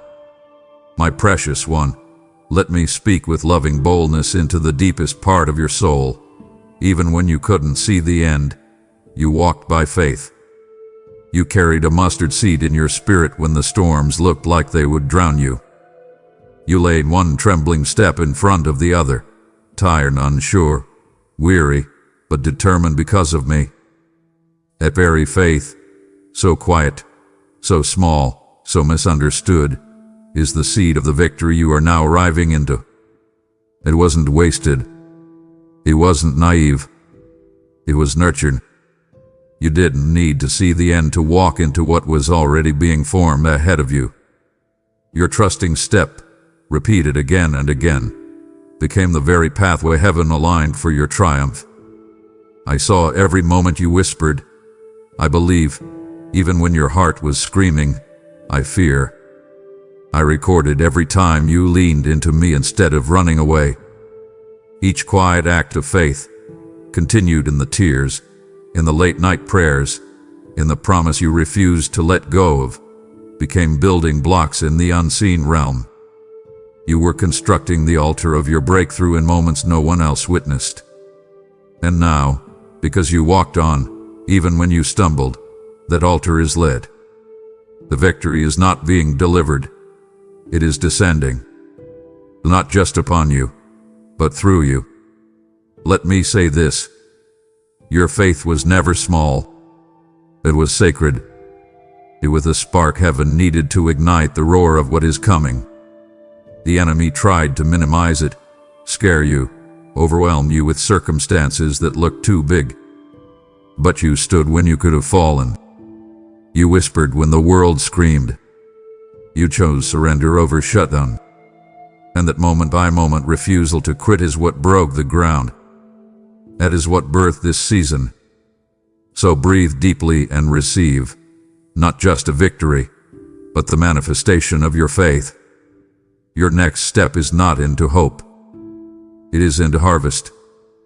You believed through the darkness, and now you walk into the dawn you helped bring forth. Hallelujah, child. This is the fruit of your faith. Beloved, the way you've responded in secret, when no one else noticed, when no one else applauded, that is what has captured my heart. I have been watching how you behave in your hidden places, how you choose truth when it costs you convenience, how you stay soft when the world speaks hard, how you still show up, even though no mirror is raised. That, child, has qualified you to carry more than you ever knew you could. Not because of greatness you've announced, but because of glory you've quietly held. I didn't need to see the public display to know the condition of your heart. I stealthily observed your hidden faithfulness, and it broke heaven's secret codes, unlocking what no eye can see. I saw when you turned the other cheek while bleeding inside. I heard how you prayed for those who opposed you. I watched lovingly when you served in the shadows. Even when the enemy tried to reduce your significance, say you were too small, too late, too flawed, you didn't shrink. You stayed. And that perseverance didn't go unnoticed. I am entrusting you now with what only those who respond rightly in obscurity can steward. You are being elevated, not because you begged or boasted, but because you believe. You carried hidden burdens with humility, and now I am handing you hidden anointings with authority. Let me make this clear. You are being promoted through integrity, not by performance. You don't need to perform now. You need to be the person I've already formed in the mystery. The doors I'm opening are for the one who didn't need limelight to stay loyal. You will carry more, not because you fight harder, but because you love deeper. Because your heart aligned with mine in the silent places. Now you step into amplification. You carry voice where there was once silence. You carry capacity where there was once brokenness. You carry purpose where there was once pain. That is the power of hidden faithfulness. And I choose to release it now through you. You have questioned the timing. You've asked me in your silent hours, why not yet? Why hasn't it happened for me like it has for them? You've looked at others who seem to be moving forward, getting the promotion, the breakthrough, the spotlight, and wondered if perhaps you did something wrong. But I am coming to set the record straight with clarity and conviction. You were not delayed. You were protected. There were doors that opened for others that looked like gain, but they carried weights not meant for your shoulders. I saw the hidden burdens behind those so-called blessings. I saw the spiritual cost, the distractions, the compromises, the toll on peace and identity. And in my mercy, I withheld what you were never meant to carry. You didn't know what I saw. You didn't see the conversation behind closed doors, the spiritual atmospheres that would have drained you, the people who would have misused your favor. But I saw you all. And so I kept you where it felt still. Not to frustrate you, but to fortify you. You weren't being left behind. You were being preserved. Because what I have prepared for you will not break you once it arrives. It will build you. The doors I open are not just shiny. They are safe. They are saturated in my presence. They don't require you to sacrifice your peace for progress or your identity for opportunity. The waiting didn't mean you were denied. It meant you were being hidden on purpose. Let me say this plainly. Your no's were holy. Your delays were deliverances in disguise. Your blocked opportunities were blessings with blindfolds. If you had walked through those doors, you would have settled for something smaller, something lesser. But I love you too much to let you compromise with a counterfeit when I have an authentic and abundant inheritance waiting for you. What I'm about to open for you, when I say it's time, will not just meet your needs. It will mirror your design. It will fit. It will flow. It will feel like home. Because it was crafted in the counsel of heaven for the you that has been refined in the fire. So release the resentment. Breathe out the bitterness. Your season was not wasted. It was protected. And the next time you wonder why it took so long, I want you to remember this truth. God was protecting me from what looked good but wasn't God. And now I bring the real thing. Wait for it no longer with anxiety. Wait for it with expectation, because your spirit will know. This door isn't just open, it's ordained. My beloved, you've prayed, Lord, confirm it again. Speak it again. Make it clear. And I have answered. I have confirmed. I have whispered, echoed, and even thundered the truth of your calling, the truth of my plans over your life. But now, child, hear this with urgency. I am shifting you from confirmation to activation. What's coming next will not be preceded by another sign. It will be preceded by your step. This is not about waiting for another yes from heaven. It's about moving because I've already spoken. You're not in a testing phase anymore. You're in a launching phase. And your faith will not grow stronger in stillness. It will stretch in the movement. The next level of what I have for you will demand action. Not rushed, flesh-driven decisions, but spirit-led obedience. You don't need another prophecy to do what I've already burned into your bones. You don't need another if this happens. Then I'll go. You already carry the fire of my yes. The miracles you're asking for are on the other side of motion. You won't feel fully ready, but you will be fully resourced by me once you begin. Remember this. I don't fund fantasies. I fund faith. I release provision in the direction of movement born in obedience. So move. Start. Build. Write. Speak. Plan. Love. You've been staring at the closed gate, wondering if it will open, but the gate is waiting for your footstep. Like the priests who carried the ark to the edge of the Jordan, I didn't part the waters first. I waited until their feet touched the floodwaters.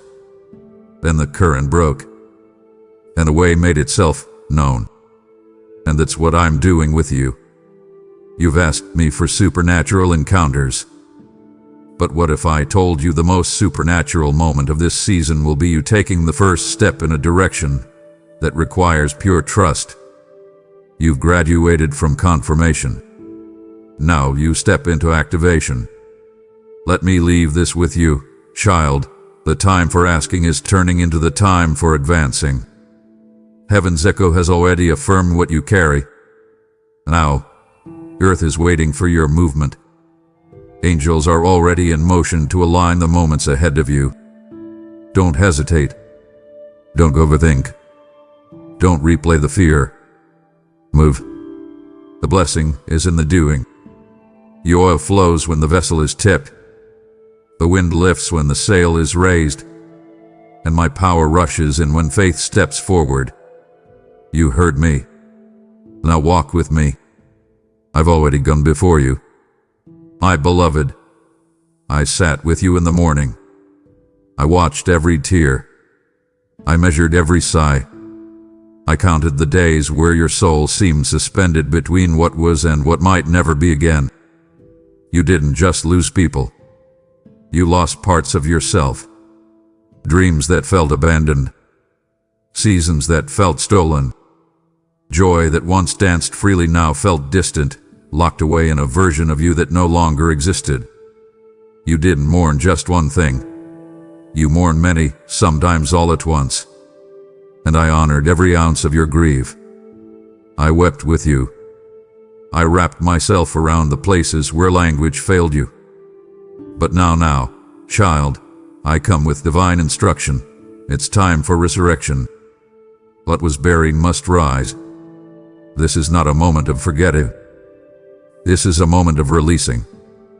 The grave you've been circling in your mind, the thing you thought would never breathe again, I have been standing beside it, whispering to what is beneath. Just like Lazarus, I've waited for the moment to call it forth, not a second too soon. You thought it was dead, but I was preserving it. You thought it was over, but I was preparing it. You thought it had expired, but I was extending it beyond what man's timeline could explain. I am the God who restores time, revives calling, and resurrects identity. The dream you buried in disappointment, the one you prayed for in silence and then tried to forget, I never forgot it. And now I breathe my spirit over it again. You not fear what comes alive now. Don't question its arrival just because it looks different than before. Resurrection rarely returns things in the exact form you lost them. It comes back with glory attached. What rises now will be stronger. What I bring forth from the ashes will carry weight, purpose, and prophetic evidence that I never leave what is mine to die in the dark. You will begin to feel it in your spirit. A stirring, a calling, a quickening. Don't suppress it. Don't explain it away. Embrace it. It is time. What was buried is hearing my voice. What was lost is being summoned. What you thought you'd never feel again, hope, joy, clarity, is now beginning to resurrect. To let the stone roll away. Let your heart rise with the wind of this word. Do not keep dressing graves when I'm calling you into gardens. Do not mourn what I'm about to multiply. The things you laid to rest, thinking it was the end, I've been guarding them like seed. And now, in the season I've appointed, I say to you, rise. Beloved, you've prayed in the now. You've cried for change in the moment. You've pleaded for relief in your present reality. And I heard every word. But child, do you understand the magnitude of what I'm building through you? What I'm about to open isn't just a door for you. It's a legacy gate. What you're stepping into will echo through generations yet unborn. The obedience you've given me in secret is forming the blueprint of breakthrough for bloodlines you haven't even seen. You think you're just stepping into blessing, but you are actually stepping into a divine assignment of generational restoration. Your yes to me didn't just write your chapter, it rerouted entire storylines. I am breaking cycles through your surrender. I am birthing clarity where confusion reigned. I am placing peace where anxiety was passed down like inheritance. This isn't just about you winning. This is about you becoming a womb for revival. Your prayers have been planting seeds in soil so ancient it cried out for deliverance. And now, I use your life, your lineage, to pour out what was withheld for too long. You are not merely receiving a blessing, you are becoming one. One that will outlive you. One that will be spoken of in hushed reverence generations from now, because she obeyed, because he believed we walk in freedom today. Let me say this with gravity and with grace. You are the interruption. You are the one I handpicked to end what should have continued. To break what the enemy thought was eternal. You were not born at this hour by coincidence. You were placed here strategically, intentionally, as a sent one. You are carrying the kind of obedience that dismantles demonic patterns, that shifts atmospheres over families, that silences generational shame with one shout of truth. And yes, it's heavy at times. Yes, you've paid a price. But what's about to open, what's about to flow will make every sacrifice sing. To look forward with holy awe. What I pour through you is not just favor. It's foundation. You are laying the groundwork for destinies you will never see with earthly eyes but will know fully in eternity. And I, your God, will say, "Well done, my child. You broke the curse. You birthed the future. And you did it all because you said yes when no one else would. Now walk forward, not just for you, but for the names I've already written into your legacy. My beloved, I sat with you in the morning. I watched every tear. I measured every sigh. I counted the days where your soul seemed suspended between what was and what might never be again. You didn't just lose people. You lost parts of yourself. Dreams that felt abandoned. Seasons that felt stolen. Joy that once danced freely now felt distant, locked away in a version of you that no longer existed. You didn't mourn just one thing. You mourned many, sometimes all at once. And I honored every ounce of your grief. I wept with you. I wrapped myself around the places where language failed you. But now, child, I come with divine instruction. It's time for resurrection. What was buried must rise. This is not a moment of forgetting. This is a moment of releasing. The grave you've been circling in your mind, the thing you thought would never breathe again. I have been standing beside it, whispering to what is beneath. Just like Lazarus, I've waited for the moment to call it forth, not a second too soon. You thought it was dead, but I was preserving it. You thought it was over, but I was preparing it. You thought it had expired, but I was extending it beyond what man's timeline could explain. I am the God who restores time, revives calling, and resurrects identity. The dream you buried in disappointment, the one you prayed for in silence and then tried to forget, I never forgot it. And now I breathe my spirit over it again. Do not fear what comes alive now. Don't question its arrival just because it looks different than before. Resurrection rarely returns things in the exact form you lost them. It comes back with glory attached. What rises now will be stronger. What I bring forth from the ashes will carry weight, purpose, and prophetic evidence that I never leave what is mine to die in the dark. You will begin to feel it in your spirit, a stirring, a calling, a quickening. Don't suppress it. Don't explain it away. Embrace it. It is time. What was buried is hearing my voice. What was lost is being summoned. What you thought you'd never feel again, hope, joy, clarity, is now beginning to resurrect. To let the stone roll away. Let your heart rise with the wind of this word. Do not keep dressing graves when I'm calling you into gardens. Do not mourn what I'm about to multiply. The things you laid to rest, thinking it with the end. I have been guarding them like seed. And now, in the season I've appointed, I say to you, rise. Beloved, you've prayed in the now. You've cried for change in the moment. You've pleaded for relief in your present reality. And I heard every word. But child, do you understand the magnitude of what I'm building through you? What I'm about to open isn't just a door for you. It's a legacy gate. What you're stepping into will echo through generations yet unborn. The obedience you've given me in secret is forming the blueprint of breakthrough for bloodlines you haven't even seen. You think you're just stepping into blessing, but you are actually stepping into a divine assignment of generational restoration. Your yes to me didn't just rewrite your chapter. It rerouted entire storylines. I am breaking cycles through your surrender. I am birthing clarity where confusion reigned. I am placing peace where anxiety was passed down like inheritance. This isn't just about you winning. This is about you becoming a womb for revival. Your prayers have been planting seeds in soil so ancient it cried out for deliverance. And now, I use your life, your lineage, to pour out what was withheld for too long.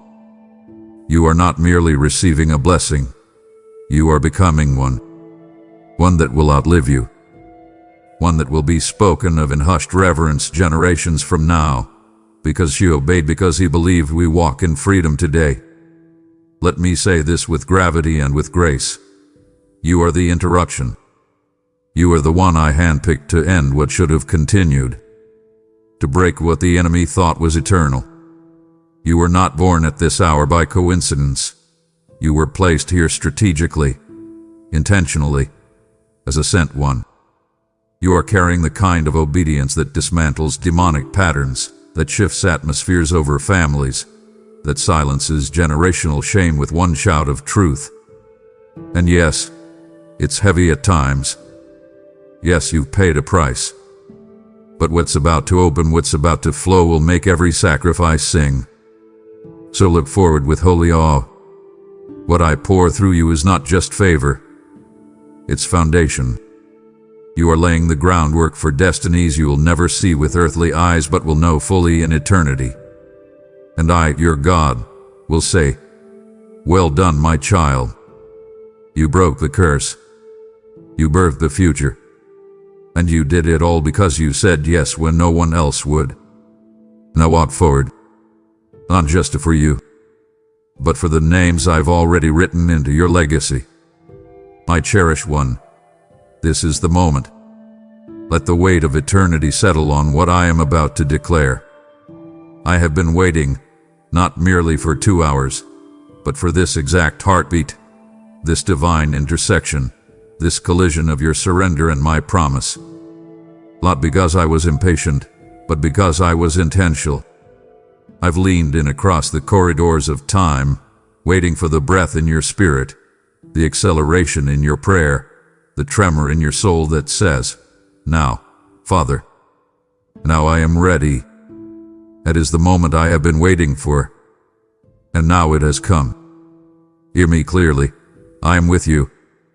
Not as a distant observer, not as an abstract concept, but as Emmanuel, the one who dwells with you. I have been threading my presence through every moment of your chaos. I have been breathing my peace into your torment. I have been standing over you when you felt most alone. And now, this is your invitation to rest in that forever assurance. I don't just come when you feel me. I are the deep place you feel, the still point in the storm, the pulse beneath your pulse. I with you. But that is not all. I am for you. I am not an invisible force that watches when things go right. I am your advocate, your defender, your ever-present champion. I've gone to hell. I've experienced hatred. I've seen betrayal, all on your behalf. I am standing now as your unwavering ally. What the enemy threw at you, I took. What confusion tried to drown you in, I lifted with clarity. And today, I stand, not just beside you, but for you, unleashing my favor, my provision, my clarity, my peace into every area that needs my voice. There is nothing you face that I'm not already advancing ahead of. Finally, and this is the crescendo of all that I have spoken, I am ready to release what no eye has seen, not because you demanded it, but because I am faithful to my word, and your moment has ripened into my orchestration. What you hoped for, prayed for, longed for, even dreamed for, it's about to manifest in ways unimaginable. This is not a repetition of what others have seen. It is a new, unplayed composition broadcast from heaven straight into your life. It carries your name. It is tailored to your DNA. It carries the fragrance of your pain and the shape of your calling. No eye has seen it yet, but eyes will see it. Reliquaries of revelation, demonstrations of divine favor, breakthroughs of impossible magnitude. They are about to be spoken, sung, delivered, and displayed for all to see. So rise now, beloved. Breathe this word into your spirit. You are not at the end. You are at the threshold. The 2 hours, the seasons of waiting, they were not delays. They were the countdown. And now the hour has come. I am not late. I am right on time. I am with you. I am for you. And I am releasing what no eye has seen, but many hearts will be awakened by. Walk into it. The word is not just spoken. It is sealed forever and released now. Amen and amen. This is the moment I waited 2 hours to deliver, not just to you, but through you. What was released in your spirit today is meant to ripple across generations, and you are the vessel I want to use. My child, when you give into this ministry, you aren't funding content. You are fueling a movement of resurrection, a global wave of prophecy, healing, and awakening. Give, and it shall be given to you. Pressed down, shaken together, running over. This is your Deuteronomy 1:11 moment, a 1,000-fold return on every act of obedience. If you felt stirred, that's not emotion, it's my invitation. The link is in the description. Use it now through Super Thanks, membership, or PayPal. Don't wait, because what's been waiting isn't just for you, it's for the world through you. Before you scroll away, pause, because this is the moment I waited 2 hours to give you. Now I'm asking you to respond with boldness. Declare in the comments, I receive what's been waiting for me. Let every word be a prophetic agreement between your spirit and my promise. Don't stay silent when heaven is moving. Your voice is the key that activates what I've already released. Comment it now, because what's been waiting isn't just a word, it's your next chapter. And as you speak it, my child, come closer.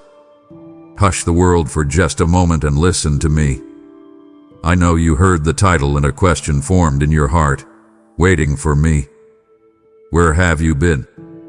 You feel a distance, a silence, and you wonder if I have been absent. Let me quiet that fear right now. I have not been waiting out of absence. I have been waiting in anticipation.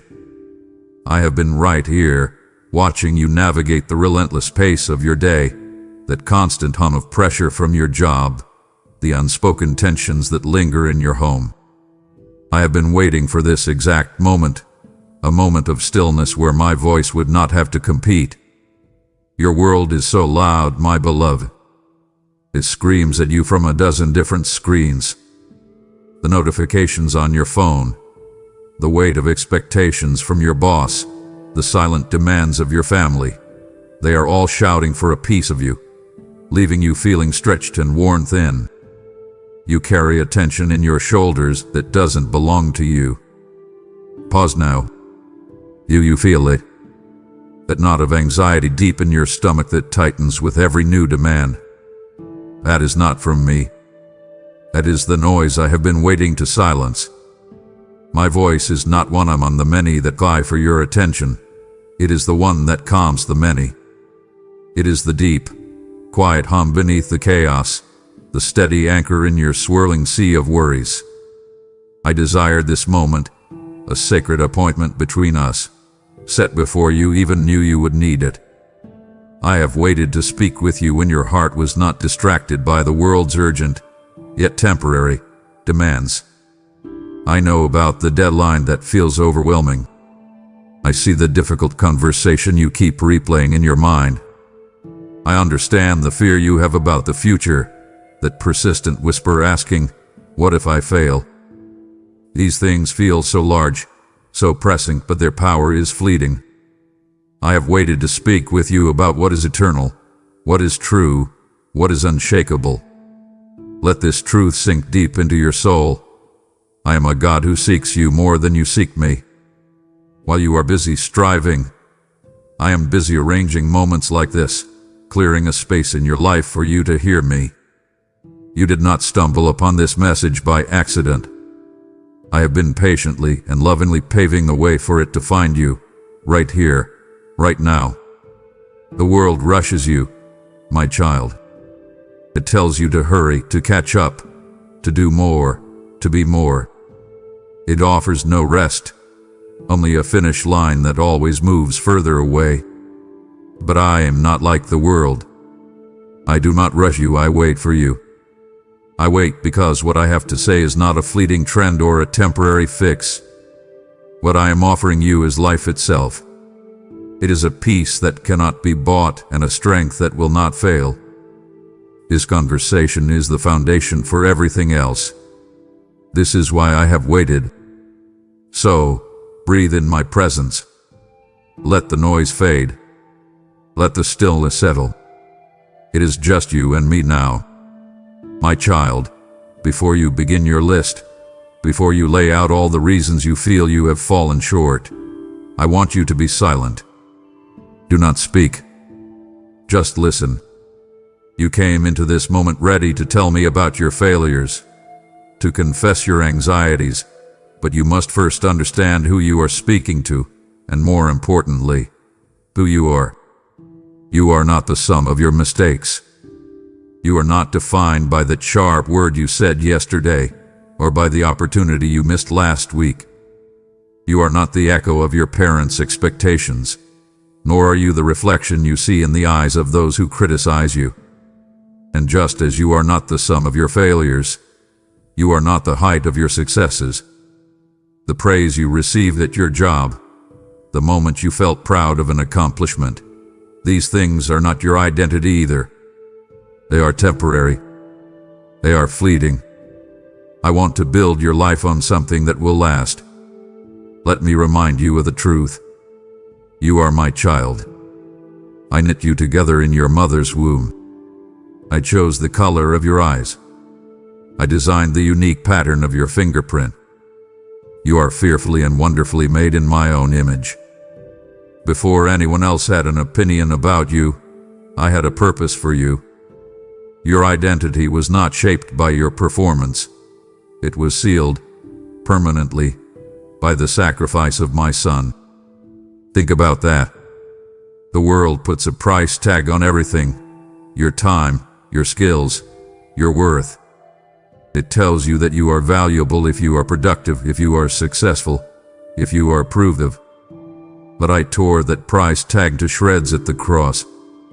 The price paid for you was not in gold or silver, but in the precious blood of my son. That is your value.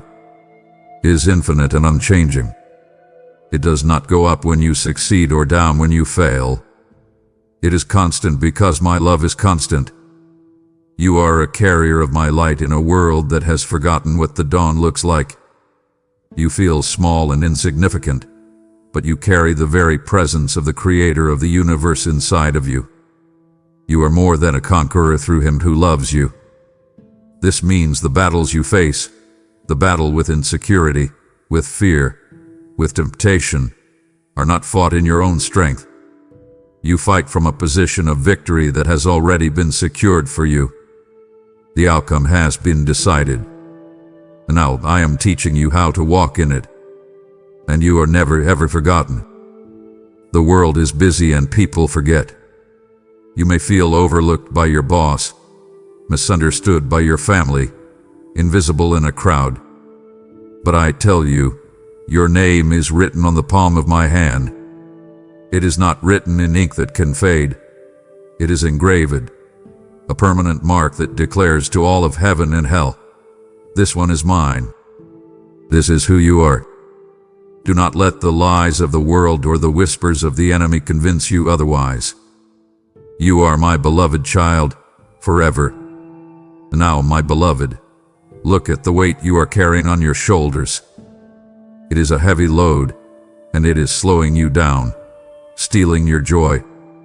I see you struggling under it, and my heart aches because I never asked you to pick it up. Let's talk about these burdens, one by one, and lay them down at my feet. First, the weight of yesterday's guilt. You keep replaying your mistakes, don't you? That moment of failure, that decision you regret. Every time you remember it, you feel a fresh wave of shame. But my child, that burden was nailed to the cross 2,000 years ago. Is finished. When I forgive, I remove your sin as far as the east is from the west. Why do you keep walking back to the cross, not to thank me for your freedom, but to try and pull the nails out and carry that guilt again? Leave it there. It has been paid for. Walk away in freedom. And there is the anxiety for tomorrow. This is a heavy one. You lie awake at night, your mind racing with what is. What if you lose your job? What if your health fails? What if something happens to your family? You are trying to carry the weight of 1,000 possible tomorrows, all at once, today. But I did not design you for that. I give you strength for one day at a time, just as I gave my people manna for one day at a time. The anxiety you feel is the strain of trying to be your own God, to control a future that only I can hold. Give it to me. Your finances, your health, your family, place them in my hands. My hands are big enough to hold them. Yours are not. And what about that heavy cloak of approval you wear? It is woven with the threads of what will they think.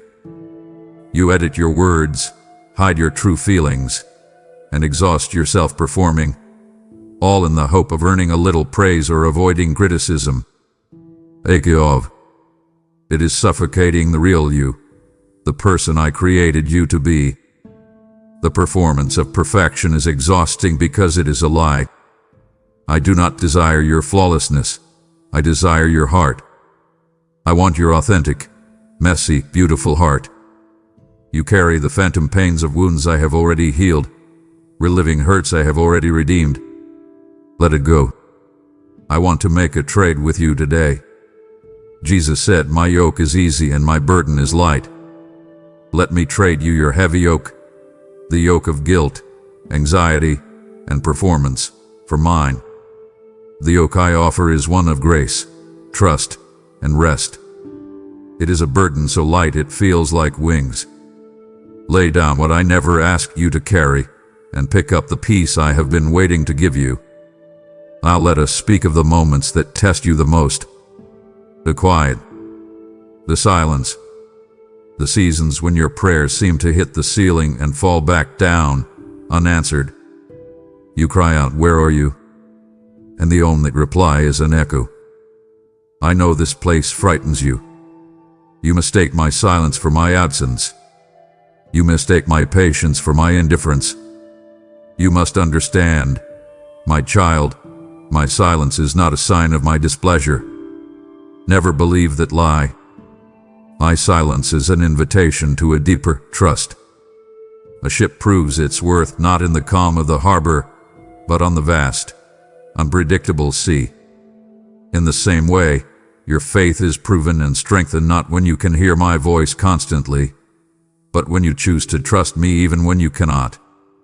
Sometimes, I am silent because I am working in ways you cannot yet comprehend. A great work of art is not created with loud, constant clamor. There are moments of intense, focused quiet where the artist is making the most crucial strokes. In the same way, I am often doing my most profound work in your life during the quietest seasons. It is like a seed in the ground. On the surface, nothing seems to be happening. But beneath the soil, in the dark and the quiet, roots are growing deep, a foundation is being built, and life is preparing to burst forth. You feel abandoned, but I am actually building your future. In these silent moments, your spiritual ears are sharpened. When my voice is a constant thunder, you have no need to lean in. But when I am quiet, you learn to listen for my whisper. You learn to find me not just in the miraculous, but in the mundane, in the comfort of my word, in the kindness of a stranger, in the peace that settles on you for no logical reason. My silence is also a question of love. It asks, do you love me for who I am or only for what I say and do for you? Do you seek my hand or do you seek my face? Anyone can praise me when the blessings are flowing, but the one who sits with me in the quiet, trusting my heart even without hearing my voice, that is a love that moves all of heaven. Do not mistake my patience for inaction. I am not ignoring you. I am cultivating in you a faith so resilient it does not need signs and wonders to survive. I am teaching you to walk by faith, not by sight or by sound. The greatest miracles in your life will be born in these periods of quiet surrender. So do not fear the silence. Rest in it. For in the stillness, you will truly know that I am God. We must talk about your idea of strength, because the way you see it is causing you so much pain. You have been taught by the world that strength is about holding on, clenching your fists, and never letting anyone see you struggle. You believe you must be strong, which to you means building walls around your heart and carrying your burdens alone. My child, that is not strength, that is isolation. True strength, the kind that lasts, is often found in the very opposite, in letting go. It is the strength to open your hands and surrender the situation you cannot change to the one who can. It is the strength to admit you are not in control. That act of surrender is the most powerful move you can make. You think strength is to never fall. You see every stumble as a failure, a sign of weakness. So you put on a brave face, pretending that you are fine when you are crumbling inside. But true strength is not in avoiding the fall. It is in how you rise. It is the courage to get back up, dust yourself off, and reach for my hand every single time. The world will not see your stumbles as strength, but I do. Each time you rise, you declare that your trust in my grace is greater than your belief in your weakness. That is the strength that shakes the foundations of darkness. Your culture praises independence. It celebrates the self-made person who needs no one. But my kingdom is built on the foundation of dependence, a joyful, willing, complete dependence on me. Your stubborn independence, that voice that says I can do it myself, is not a virtue. It is a fortress you have built that keeps my power and my help at a distance. The great secret of the spiritual life, the one the enemy does not want you to know, is this: your strength begins at the end of your own. True strength is found in admitting your weakness. When you finally say, I cannot do this, I am not enough, that is the moment my power is made perfect in you. Your weakness is not a liability. It is an invitation for my strength to show up in your life. It is not the loud warrior who wins, but the humble servant who kneels. Strength is found in forgiving when you have been wronged, in showing kindness when you receive hostility, in admitting you were wrong. It is the quiet, unyielding strength of a heart that rests in me. My child, pause before you turn away. We have only just cleared the ground of the world's lies. To leave now would be to walk away from the very foundation I long to build in you, the truth of my unconditional love. Do not grieve my heart by being content with an empty field when I am ready to build you a fortress. Today, the most important truth is next. Finally, my child, we must speak of the most important truth of all: my love for you. You keep trying to understand my love through the broken lens of human love, and that is why you remain insecure. You have seen human love fail. You have seen it be conditional, demanding, and temporary. So you project that onto me. You think you must earn my love, and you are terrified of losing it. But my love is not human. It operates on a completely different principle. Human love is often a contract. I will love you if you meet my needs, if you behave a certain way. My love is not a contract. It is a covenant. A covenant is an unbreakable promise based not on your performance, but on my character. It is a one-way guarantee. I will love you. Period. My love does not fade when you feel unlovable. In fact, It shines brightest in your darkest moments. When you have failed, when you are filled with shame and feel you are a disappointment, that is not when my love recoils. That is when my love rushes toward you like a flood. I am not a fair-weather father. I am the father who runs to meet his prodigal child while he is still a long way off. And please hear me on this. I do not love a future version of you. I am not waiting for you to become more holy, more disciplined, or more put together before I can fully love you. I love you as you are right now, in this moment.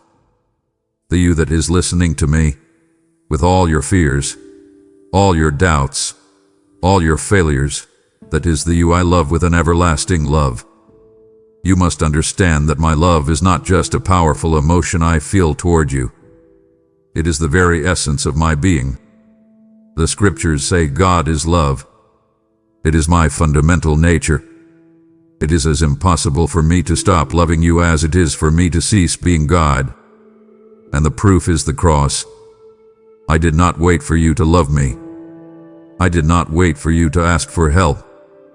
While you were still lost in your sin, while you were still my enemy, I demonstrated my love for you by sending my Son to die for you. It is a love that serves its enemies. It is a love that absorbs the blow rather than inflicting it. It is a love you can never fully comprehend, but you can fully experience. So stop trying to earn it. Stop being afraid you will lose it. You can do neither. Your only task is to receive it. Let it wash over you. Let it heal you. Let it define you. Just rest, my child, in the unshakable reality of my love. My child, I must speak to you about your pain. I see it so clearly. I am not a distant God, immune to the aches of your heart. I see the nights you have cried into your pillow, hoping no one would hear. I see the sharp sting of betrayal that still catches your breath, the chronic physical pain that drains your energy, and the hollow emptiness that a deep loss has carved into your soul. Your first instinct is to ask me, why? You feel that your suffering must be a sign of my displeasure, a punishment for some past failing. Hush that thought. Let me be unequivocally clear. I do not author your pain. Evil, brokenness, and the choices of others have brought these wounds into your life. But this I promise you with all of my being. I will not waste a single drop of it. In my hands, the very things that were meant to destroy you will become the tools that build you. Every tear you have shed is precious to me. You think they vanish into the air, forgotten. But I collect them all. Not one is lost. Not one goes unnoticed. They are a testament to the battles you have endured, and in my economy, they become seeds. In the soil of your suffering, watered by your tears, I am growing something beautiful and strong. I am shaping your character. Comfort is a pleasant place to visit, but very little of eternal value is ever built there. It is in the fire that the impurities are burned away. It is under pressure that a lump of carbon becomes a diamond. The intense pressure you feel right now, the feeling that you are being crushed, I am with you in it, and I am using it to forge in you a character of pure gold, a resilience and compassion that could never be manufactured in a life of ease. Listen to me, this is so important. Your greatest and most effective ministry will come from your deepest wounds.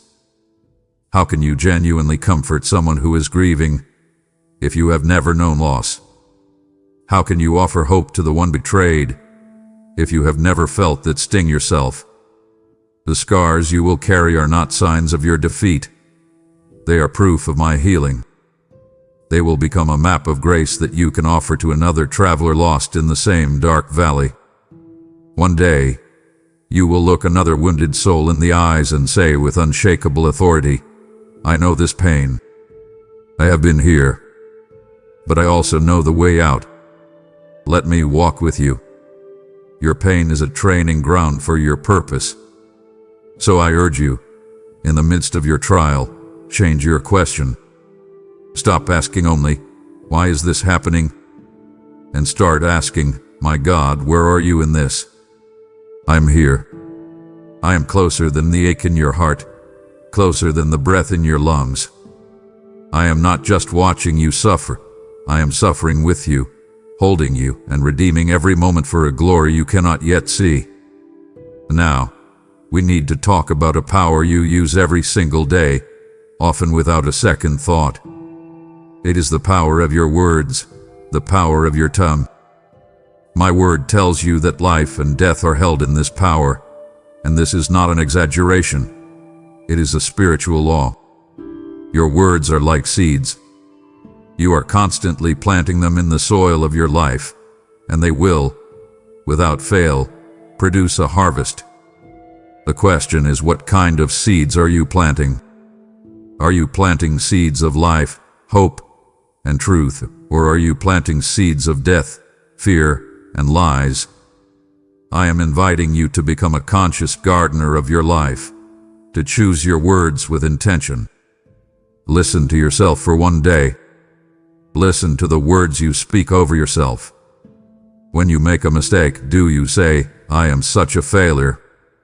When you look in the mirror, do you criticize what you see?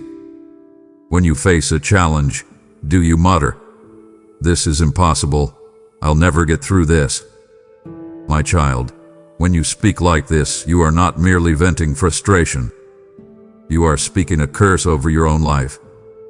You are agreeing with the lies of the enemy. You are giving him the very words he needs to build a prison of despair around you. You must stop partnering with the one who seeks to destroy you. You have a choice. I have given you the alternative. I want you to learn to speak my promises over your circumstances. This is the language of faith. When you feel weak, you must open your mouth and declare, "I can do all things through Christ who strengthens me." When you are riddled with fear about your future, you must speak out, "My God has plans to prosper me, to give me a hope and a future." This is not denial.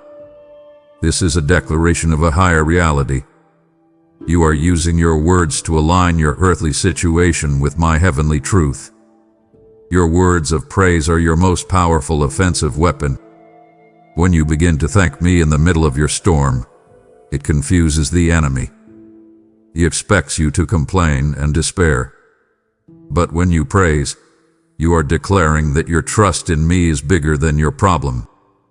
You are building a throne for my presence right in the heart of your trouble, and darkness cannot remain where I am enthroned. A prayer is not just a wish, it is a declaration. Use your words to build, to heal, to bless, and to align your life with my will. Speak life. I know how desperately you want to understand. You crave a detailed map of your life, a blueprint that explains every detour, every delay, every painful event. Your mind, which I created to be wonderfully analytical, wrestles with the why. Why did that door close? Why am I in this season of waiting? Why did you allow that person to hurt me? You believe that if you could just understand, then you could have peace. But my child, you have it backward. I am calling you to a peace that is not dependent on your understanding. I am asking for your trust. Your mind is brilliant, but it is finite. My wisdom is infinite. There will be things in your life that you will never fully understand on this side of eternity. My thoughts are not your thoughts, and my ways are not your ways. To demand that I explain myself to you, to insist that my plans fit within the confines of your human logic, is like a child demanding that their father explain quantum physics. The father could try, but the child simply lacks the capacity to comprehend. I am asking you to stop needing to understand and start choosing to trust. Understanding is a function of the mind. Trust is a function of the heart. I am after your heart. This is a fundamental principle of my kingdom. Obedience precedes understanding. You want to understand fully before you take a step of faith. But I call you to take the step, and I promise to give you the understanding you need as you walk. Trust is the currency of my kingdom. Without faith, my word says, it is impossible to please me. Your trust is the greatest act of worship you can offer me. When everything in your circumstances screams that I am absent or uncaring, and yet you lift your hands and whisper, I trust you, that is a fragrance that fills all of heaven.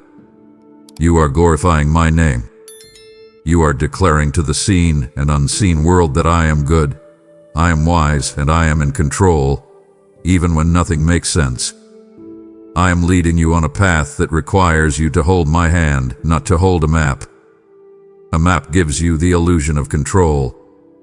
Holding my hand requires a moment-by-moment relationship of trust and dependence. Let go of the need to know why. It is a heavy burden. Instead, take hold of my hand. I know the way. Trust me. My precious child, you must open your spiritual eyes. You feel the friction, the conflict, the sudden waves of despair, and you think the battle is with the people and circumstances you can see. You get angry at your spouse. You feel frustrated by your coworker. You despair over your financial statement. But you are aiming at the wrong enemy. Your battle is not against flesh and blood. You are in the midst of an unseen spiritual war, and the enemy's primary strategy is to make you think it doesn't exist. He wants you to believe that your struggles are merely psychological, circumstantial, or relational. But there is a spiritual force that seeks to steal your peace, kill your hope, and destroy your faith. Do not be naive about this. When a sudden storm of lies fills your mind, you are worthless. You will never change. God has forgotten you. That is not your own thought. It is an arrow from the enemy. When a temptation that you thought you had conquered suddenly rears its head with overwhelming force, that is an attack. Your human weapons are useless here. Anger will not defeat this foe. Arguments will not make him flee. Bitterness is a poison that only harms you.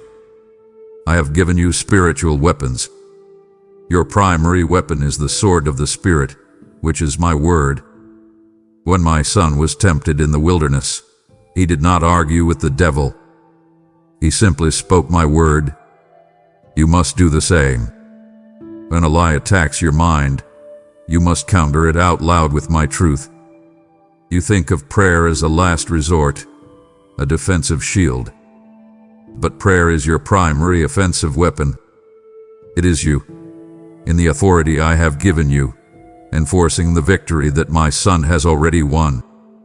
It is you pushing back the darkness. This is why I command you to put on the full armor that I have provided. It was not a suggestion. You would not go into a physical battle without protection, yet you walk into spiritual battles every day completely exposed. Put on the helmet of salvation to protect your mind from lies. Take up the shield of faith to extinguish the enemy's flaming arrows of doubt and fear. And here is the key to it all, the truth that will change everything. You are not fighting for victory. You are fighting from a victory that has already been won. The war was decided at the cross and the empty tomb. Jesus won. Your enemy is a defeated foe. Now, stand your ground and enforce that victory in the territory of your life. You feel the weight of this unseen battle. I have revealed it to you not to cause fear, but to equip you. It would wound my heart to show you the fight and then watch you walk away unarmed. Today, let me show you how to find rest in the present moment, for that is where your true victory is lived. Where is your mind right now, my child? Is it replaying a painful memory from yesterday? Is it racing ahead, trying to solve a problem that might happen next week? I want to pull you back from the past and the future and give you the most valuable gift I have, this present moment. This is the only place you will ever truly find me. Yesterday is gone. I have already covered its regrets and failures with my grace. You cannot go back to fix it, and I do not ask you to. Tomorrow is a land you have not yet entered. It is held securely in my hands. You do not have the grace or strength for tomorrow yet, because it is not yet today. All you have is now. Worrying about the future is the thief of present joy. It forces you to squander the strength I have given you for today on the anxieties of a tomorrow that may never happen as you imagine. It is like trying to breathe tomorrow's air today. You will only end up suffocating. I have promised to be your daily bread. I gave my people manna in the wilderness for 1 day at a time. I taught you to pray, "Give us this day our daily bread." I provide what you need for today. When today becomes tomorrow, my provision will be there waiting for you. Trust in my timing. I want you to learn to find me in the ordinary. I am not just present in the thunder and lightning. I am in the quiet rhythm of your breathing. I am in the warmth of the sun on your skin. I am in the taste of your morning coffee. I am in the gentle kindness of a stranger's smile. The world screams for your attention, but I whisper in the stillness of the now. Regret is a prison built in the past. Anxiety is a prison built in the future. But the present moment is a place of freedom and peace because it is where I am. Practice the discipline of being present. When you find your mind wandering into the regrets of yesterday or the fears of tomorrow, gently guide it back. Say to your soul, "Be here, now. My God is with me now. I am the great I am, not the I was or the I will be. Meet me here in the sacred, holy, present moment. This is where peace is found. This is where life is truly lived. My child, let me speak directly to the most hidden and painful fear in your heart. It is a whisper from the enemy that you have mistaken for your own thought, a lie that has shadowed you for years. The fear that you are, at your core, a mistake. That your existence was an accident. That your personality is flawed. That you are a disappointment. Today, I am here to shatter that lie with the force of my truth. You are not a mistake. You are a message. Your life is a living, breathing testimony, a story that I am writing with the ink of my grace for a watching world to read. You are not a random assembly of cells. You are a divine masterpiece. I chose you before the foundation of the world. I knew your name before you were ever formed. Your life is an act of my deliberate and loving will. I want you to consider the unique way I have made you. That specific combination of your gifts, the passions that make your heart beat faster, the quirks of your personality, and yes, even the most painful and confusing experiences of your past. None of it is random. It is all by my design. I have been weaving these threads together your entire life, creating a magnificent tapestry that only you can display. You spend so much of your energy comparing your tapestry to someone else's. You see their bright colors of success and visible talent, and you look at your own threads of quiet faithfulness, hidden struggles, and past pains, and you think yours is inferior. Stop comparing. You cannot see the full picture I am weaving. Every thread, even the dark ones, is essential for the final masterpiece. Your story is meant to declare a unique aspect of my glory that no one else can. And what of your weaknesses? The very things you try so desperately to hide from others and from me. These are the areas I have chosen as the primary platforms for my strength. You think your weakness disqualifies you, but I see it as the place where my power can be most beautifully displayed. When you are strong in your own ability, you get the credit. But when you are weak, and you rely on me, and you see me work through you, then I get the glory. Your weakness is not a liability. It is an empty space I long to fill with my power. You are my living letter, my word says, read by everyone you meet. Your life tells a story about me. When you live in fear, your life tells a story that your God is small. When you live in comparison, your life tells a story that your Creator makes mistakes. But when you live in the confidence of who I say you are, your life becomes a powerful message that your God is a loving Father, a masterful Creator, and a powerful Redeemer. Your purpose is not some grand, hidden thing you must find. Your purpose is to be the message day by day. Live out the truth of who you are in me, right where you are, and your life will shout my goodness to the world.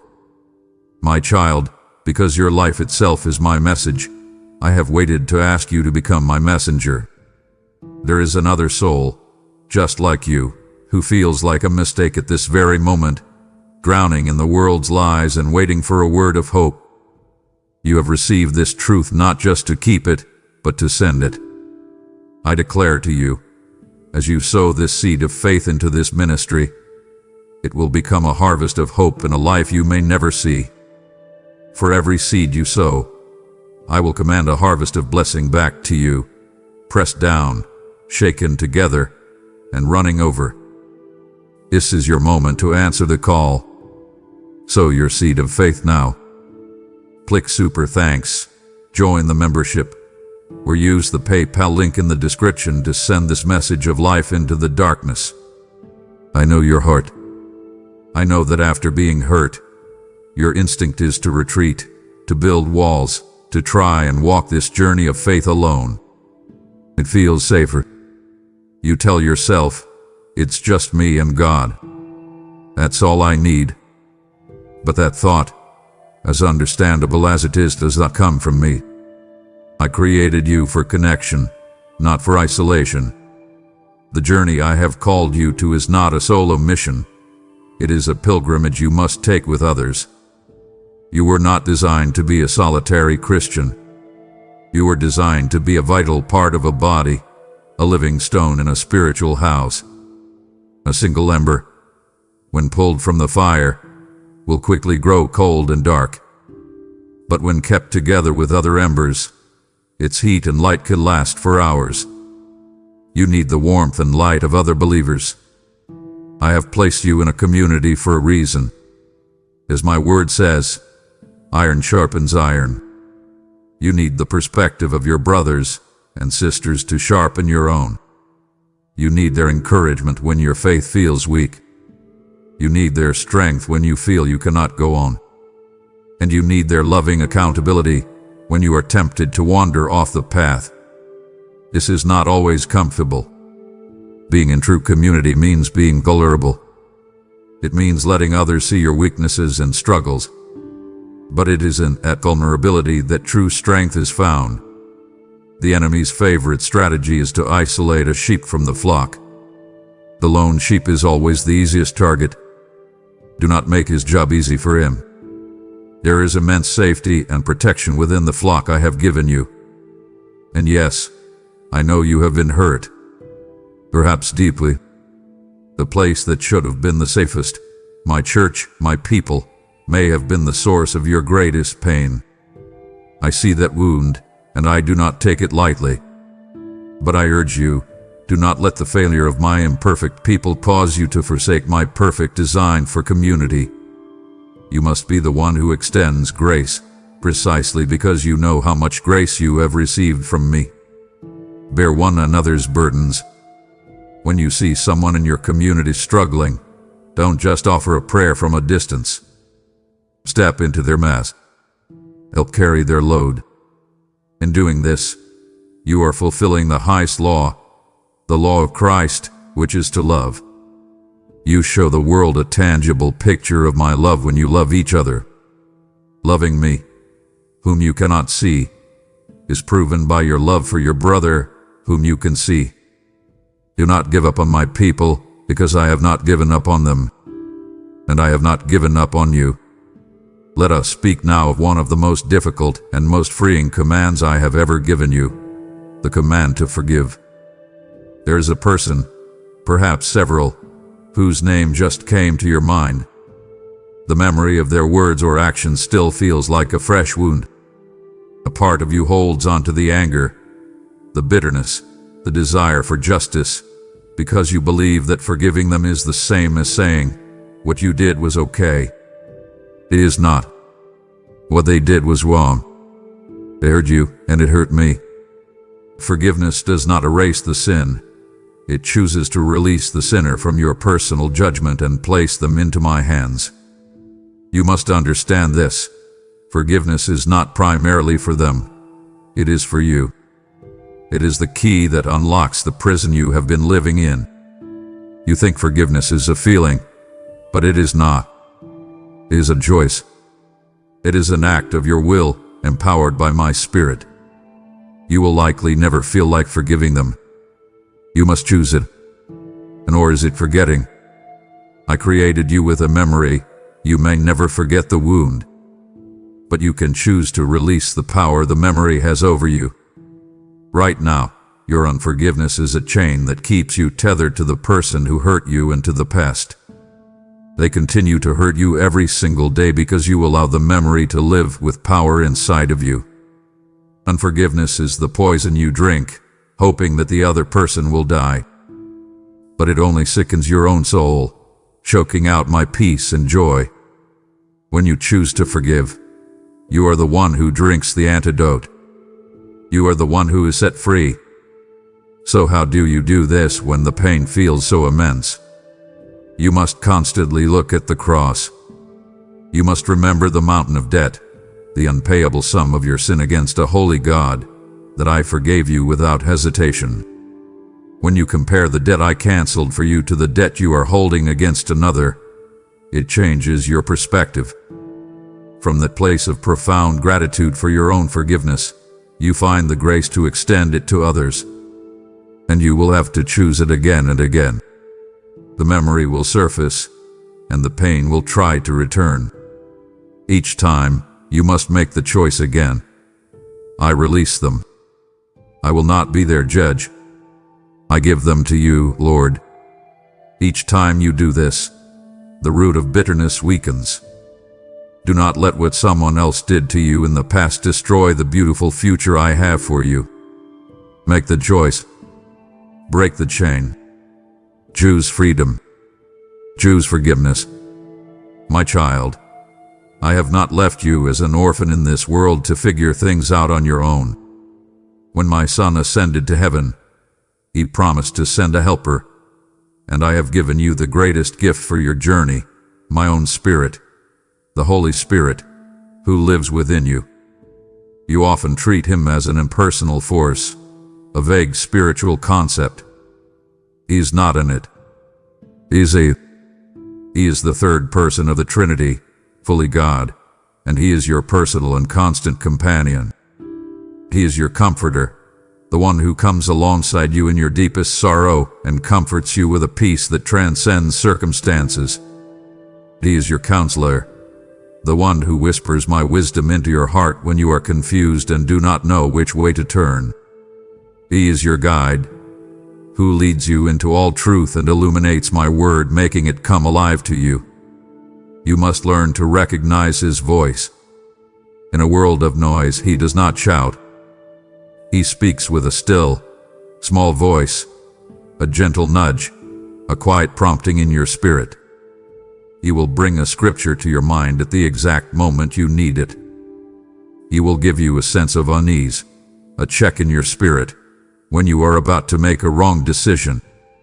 This is my will being communicated directly to your heart. It is also His role to convict you of sin. You'll not confuse His loving conviction with the enemy's harsh condemnation. Condemnation is a voice of shame that pushes you down and away from me. Conviction is a loving voice of truth that says, this is not who you are. This behavior is beneath the new creation I have made you to be. Come, let's turn back to your Father. His conviction is never meant to produce shame, but to lead you to the freedom of repentance. You cannot live the life I have called you to in your own strength. Your willpower is not enough. Your good intentions will fail you.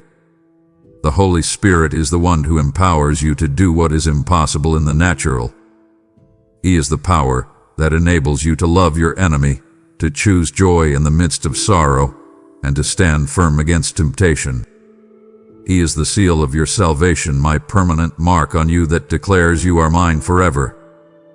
He is the guarantee, the down payment, of your full heavenly inheritance. I urge you, cultivate your relationship with Him. Do not ignore Him or grieve Him. Acknowledge His presence every morning. Ask for His filling and His guidance throughout your day. Talk to Him. He is my very presence, living with you and in you, your direct line to me, every moment of every day. I have just introduced you to my very Spirit, the Comforter I have sent to be with you always. To turn from this conversation now would be to leave the giver of the gift standing with his hands outstretched.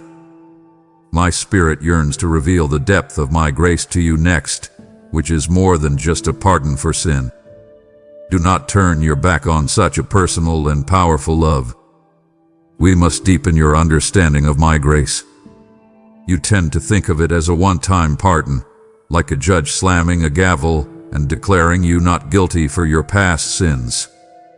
It is absolutely that, but if that is all you think it is, you are missing its ongoing, life-altering power. My grace is not just my forgiveness for your sin. It is my divine power that I give you to actually overcome that sin.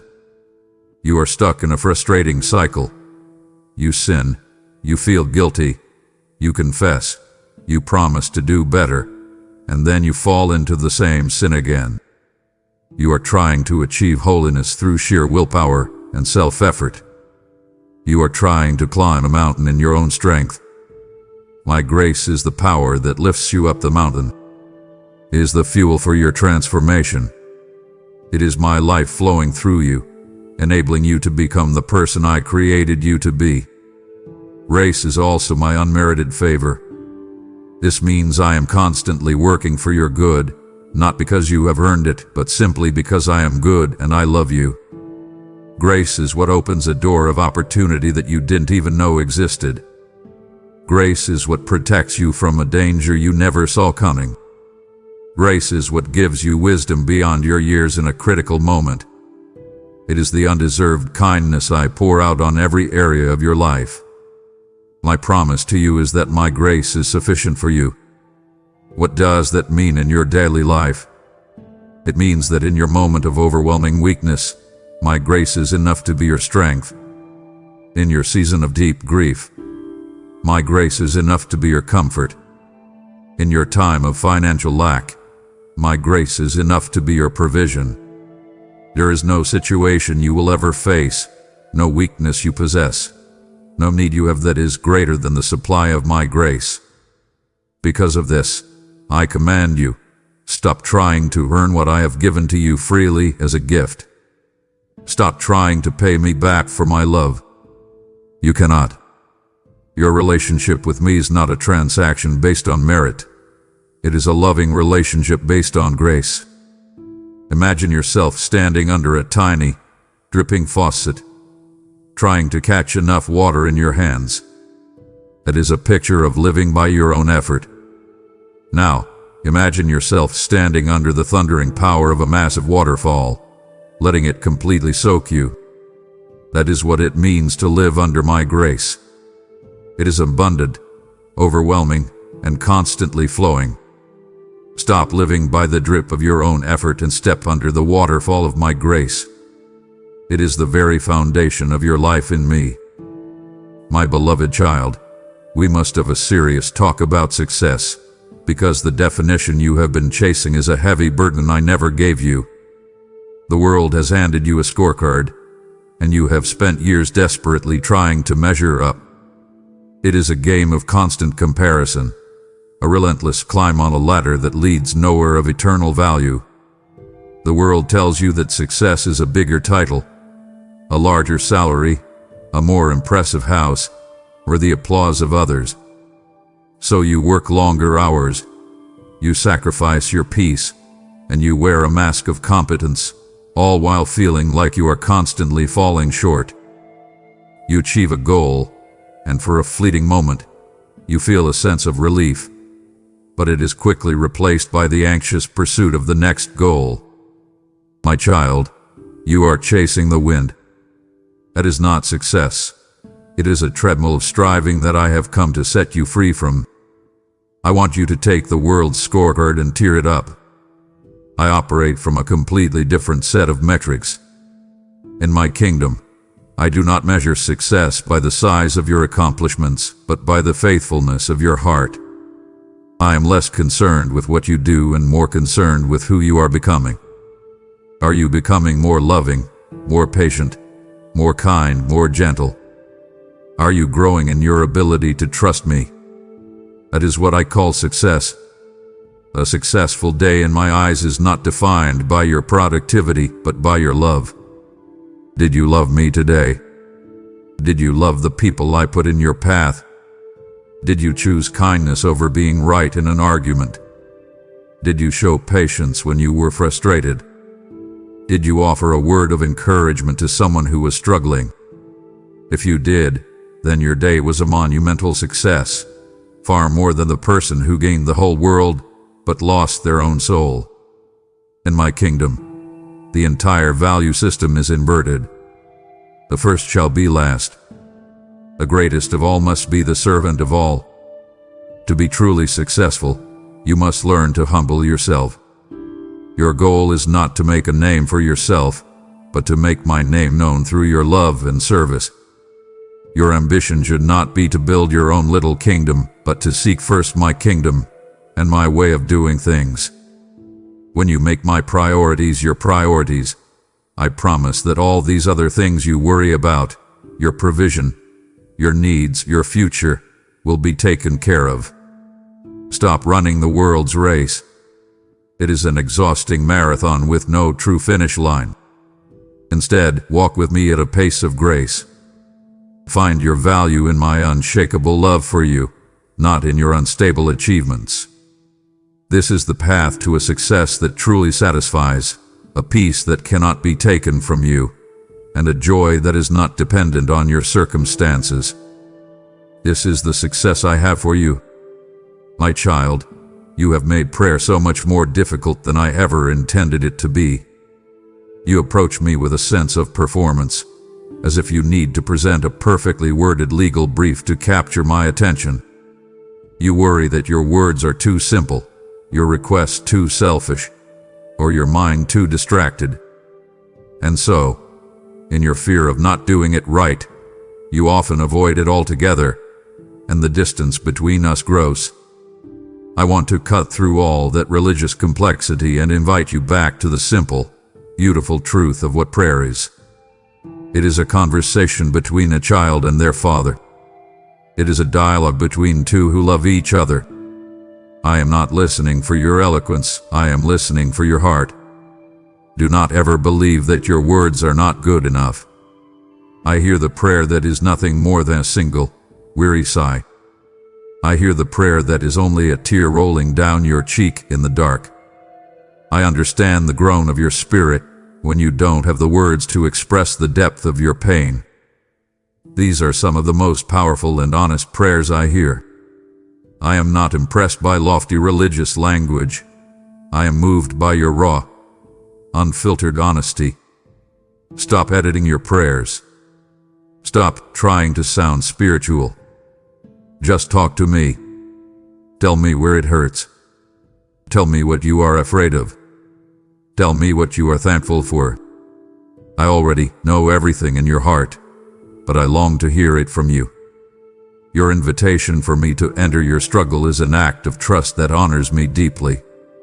And remember, this is a dialogue, not a monologue. You have become very good at speaking to me, at presenting your list of needs and worries. But you must also learn to listen. After you have poured out your heart, I invite you to be still. Away. To quiet the frantic energy of your mind and simply be present with me. My response may not come in a booming voice from heaven. It may come as a quiet sense of peace that settles your anxious heart.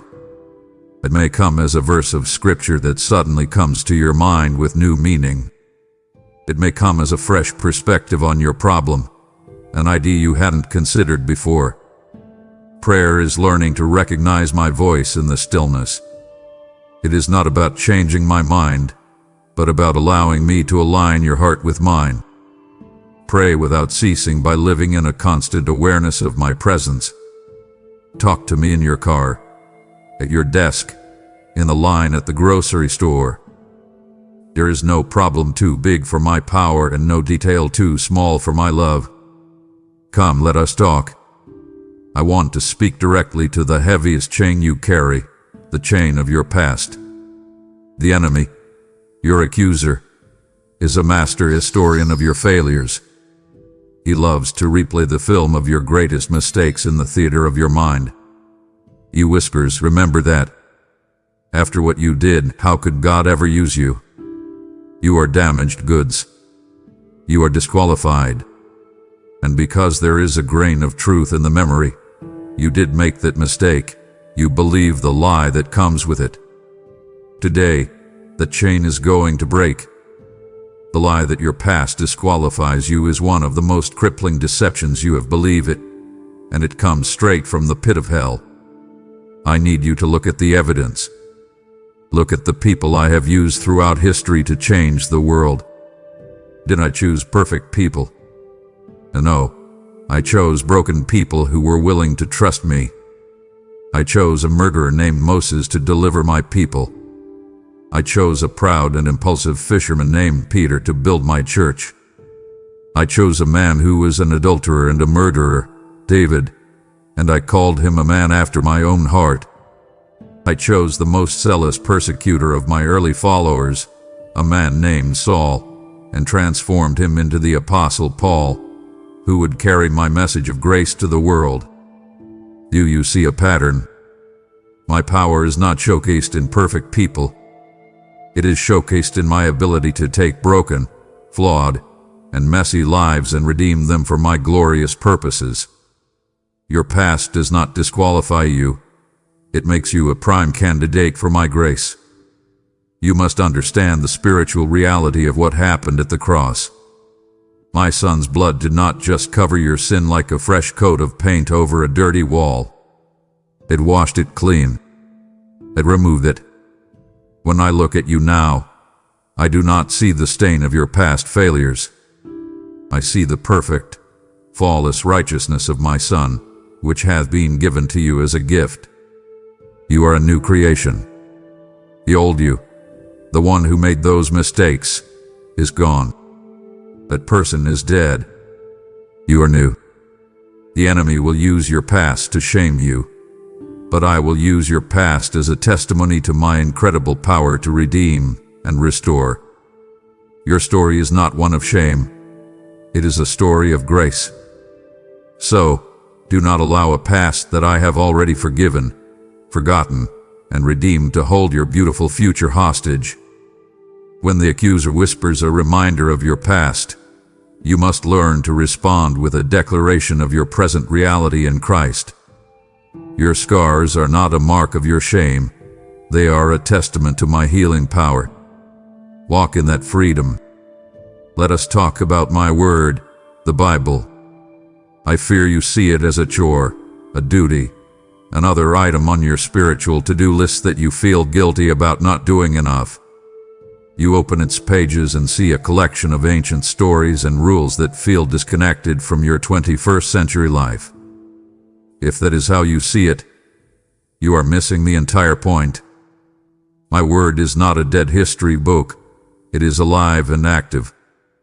It is a love letter, penned through the hands of prophets and apostles, with every line breathing my passion and purpose for you.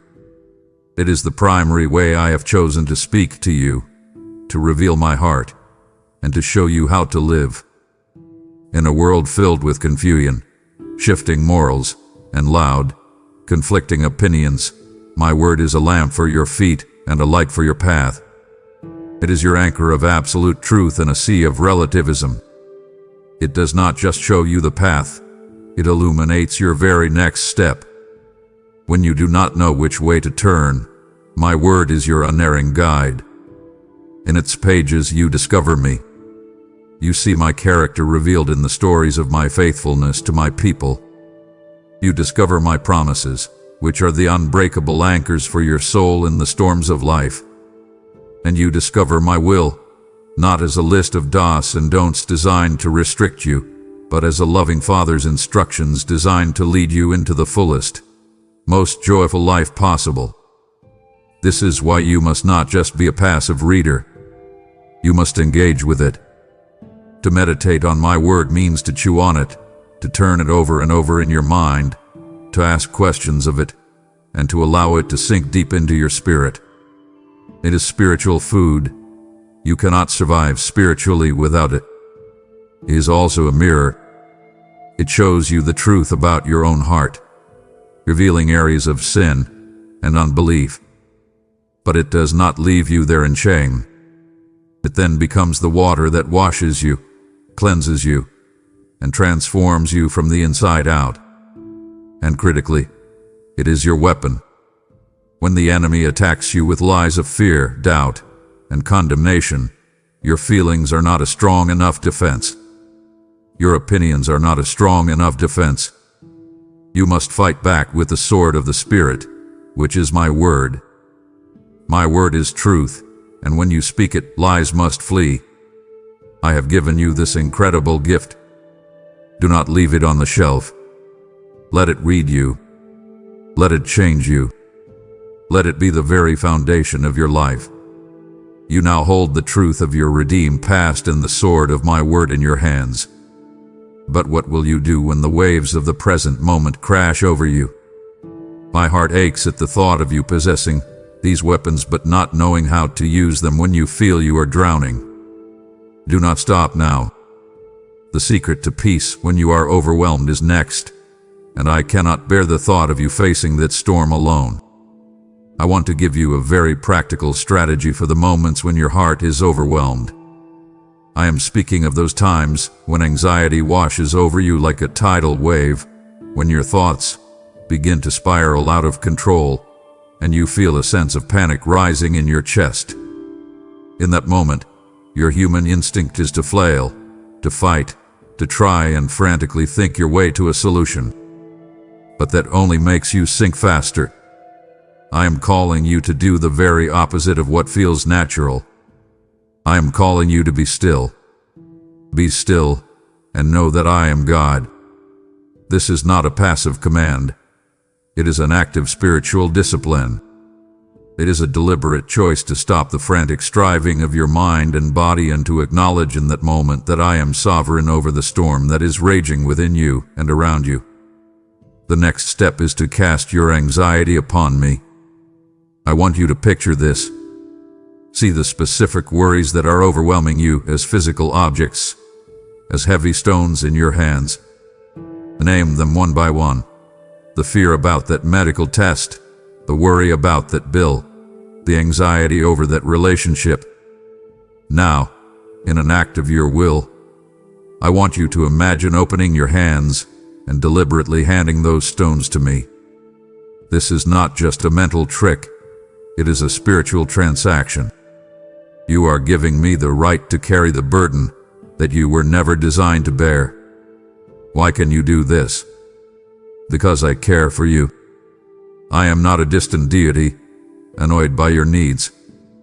I am a loving Father who longs to lift the weight from your shoulders.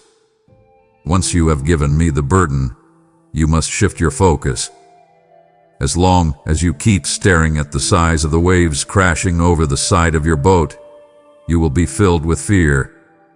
I am calling you to look away from the waves and to fix your eyes on me, the one who is walking on top of them. The fastest way to do this is through praise.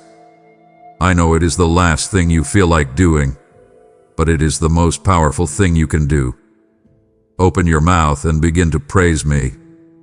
Thank me that I am faithful. Thank me that I am bigger than your problem. Thank me that I am with you in the storm. Praise shifts the atmosphere of your heart. It reorients your focus from the size of your problem to the greatness of your God. My promise is that I will keep you in perfect peace when your mind is stayed on me. In those moments when you feel nothing but fear, know this: Even if you cannot feel me, I am holding you. My grip is firm, and I will not let you go. My child, you have often told me that you love me, and in the sincerity of your heart, you mean it. But I must ask you to look closely at how that love is demonstrated, for I have made the path to me inseparable from the path to your neighbor. When I was asked what was the most important of all my commandments, I gave you two that are eternally bound together. Love me with everything you are, and love your neighbor as you love yourself. The second command is not a footnote or a suggestion. It is the visible, tangible, undeniable proof of the first. It is the skin on the body of your faith. Without it, your declarations of love for me are just a beautiful sound, a clanging cymbal in an empty room. I know how difficult this is for you. Your love for me can feel private and pure, but your relationships with people are messy and complicated.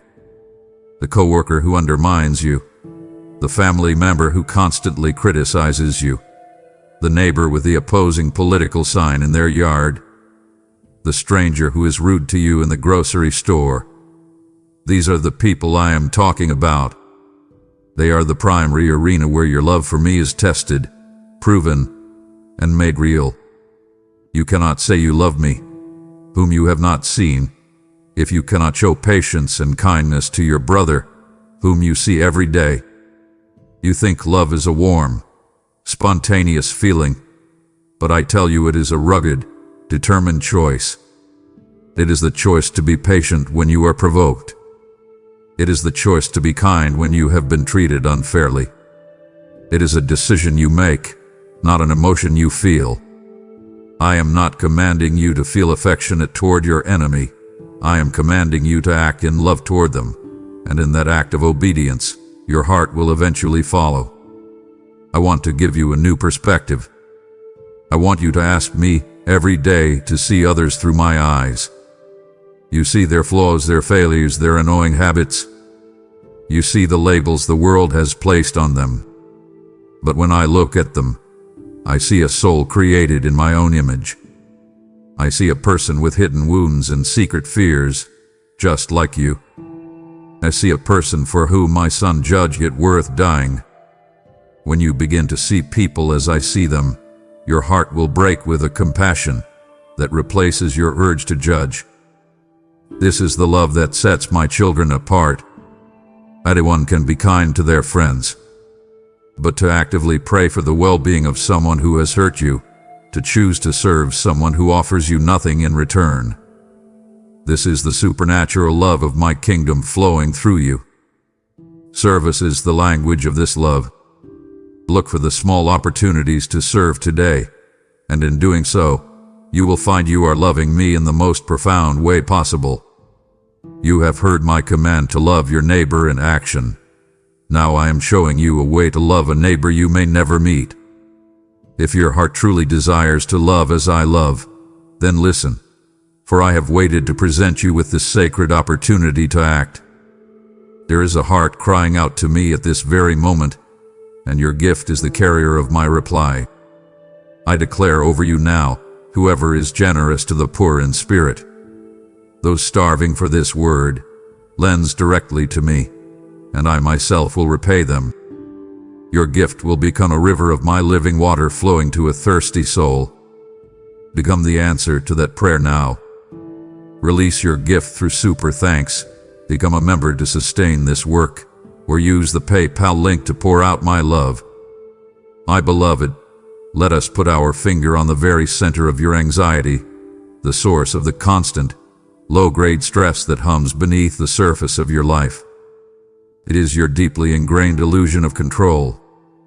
You believe, somewhere in your heart, that you are the one holding your world together. You spend immense amounts of energy trying to manage outcomes, influence people's opinions, and plan for every possible contingency.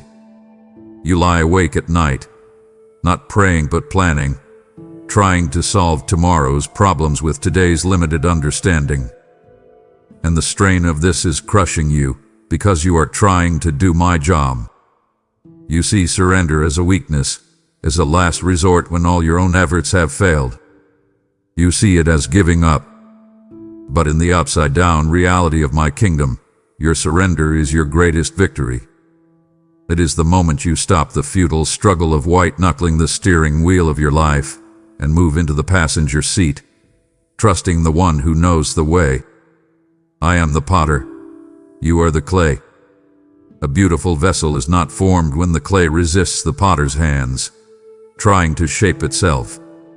It is formed when it yields, when it is soft and pliable, trusting the vision of its maker.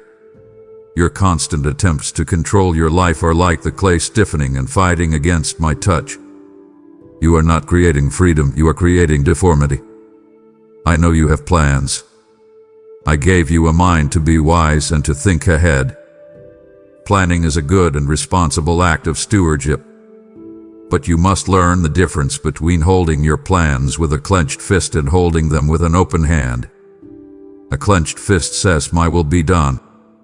An open hand says, "Father, this is my hope, this is my desire, but your will be done." When you hold your plans with an open hand, you give me the freedom to alter them, to improve them, to lead you on a detour that may seem like a delay but is actually my divine shortcut to a destination far better than the one you had in mind. Your responsibility is simple. Be faithful and obedient with the step I have placed right in front of you today. The outcome of that step, and all the steps that follow, is my responsibility. Stop trying to do my job. The peace you so desperately crave will never be found in mastering control of your life. It will only be found in trusting the one who has always been, and always will be, in complete control. Let go. My child, we must have a heart-to-heart about joy, because you have been settling for its cheap imitation, and it is leaving you empty. You have confused my joy with the world's happiness, and this confusion is the reason your emotional life is like a roller coaster, soaring one moment and plummeting the next. Happiness is wonderful, but it is a feeling completely dependent on your happenings. When your circumstances are good, you feel happy. When you get the promotion, when the relationship is going well, when you receive good news, happiness comes. But when circumstances turn, when you face a setback, when a relationship becomes strained, your happiness evaporates like a morning mist. It is a cork bobbing on the surface of the waves, entirely at the mercy of the weather. The joy I offer you is something else entirely. It is not an emotion that comes and goes. It is a deep, abiding state of being. It is a fruit of my spirit, which means it is grown from the inside out, from your connection to me. It is not a cork on the waves. It is an anchor for your soul that holds you firm and secure even when the hurricane of life is raging around you. It is a deep, artesian well within you that never runs dry, not a shallow puddle that disappears at the first sign of heat. You have been digging for joy in all the wrong places, in achievement, in entertainment, in possessions, in the approval of others.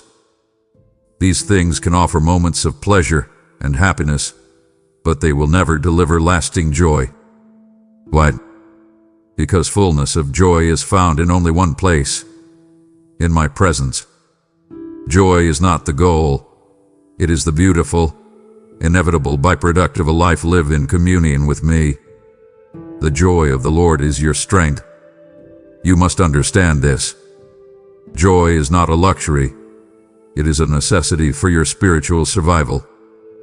The enemy knows this. His primary strategy against you is to steal your joy.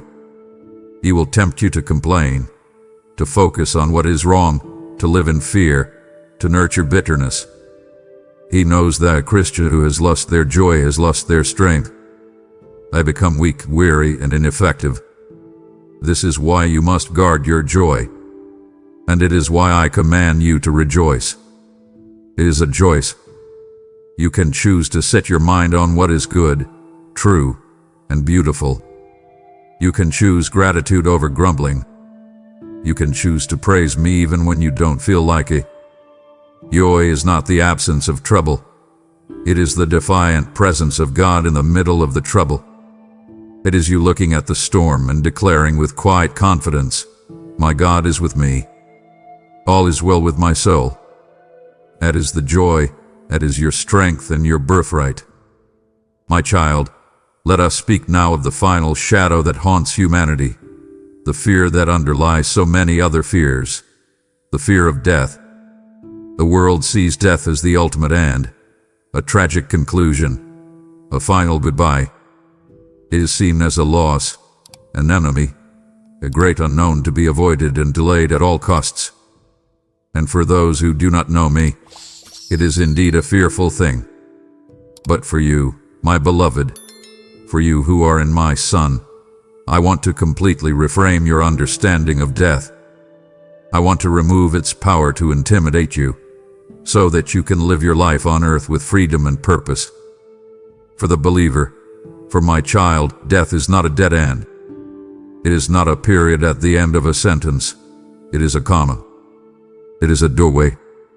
It is a glorious transition from a world of brokenness, tears, and pain into my immediate, unfiltered, and eternal presence.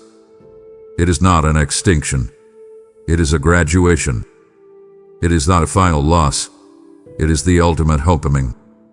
You must hold on to the reality of what my Son accomplished.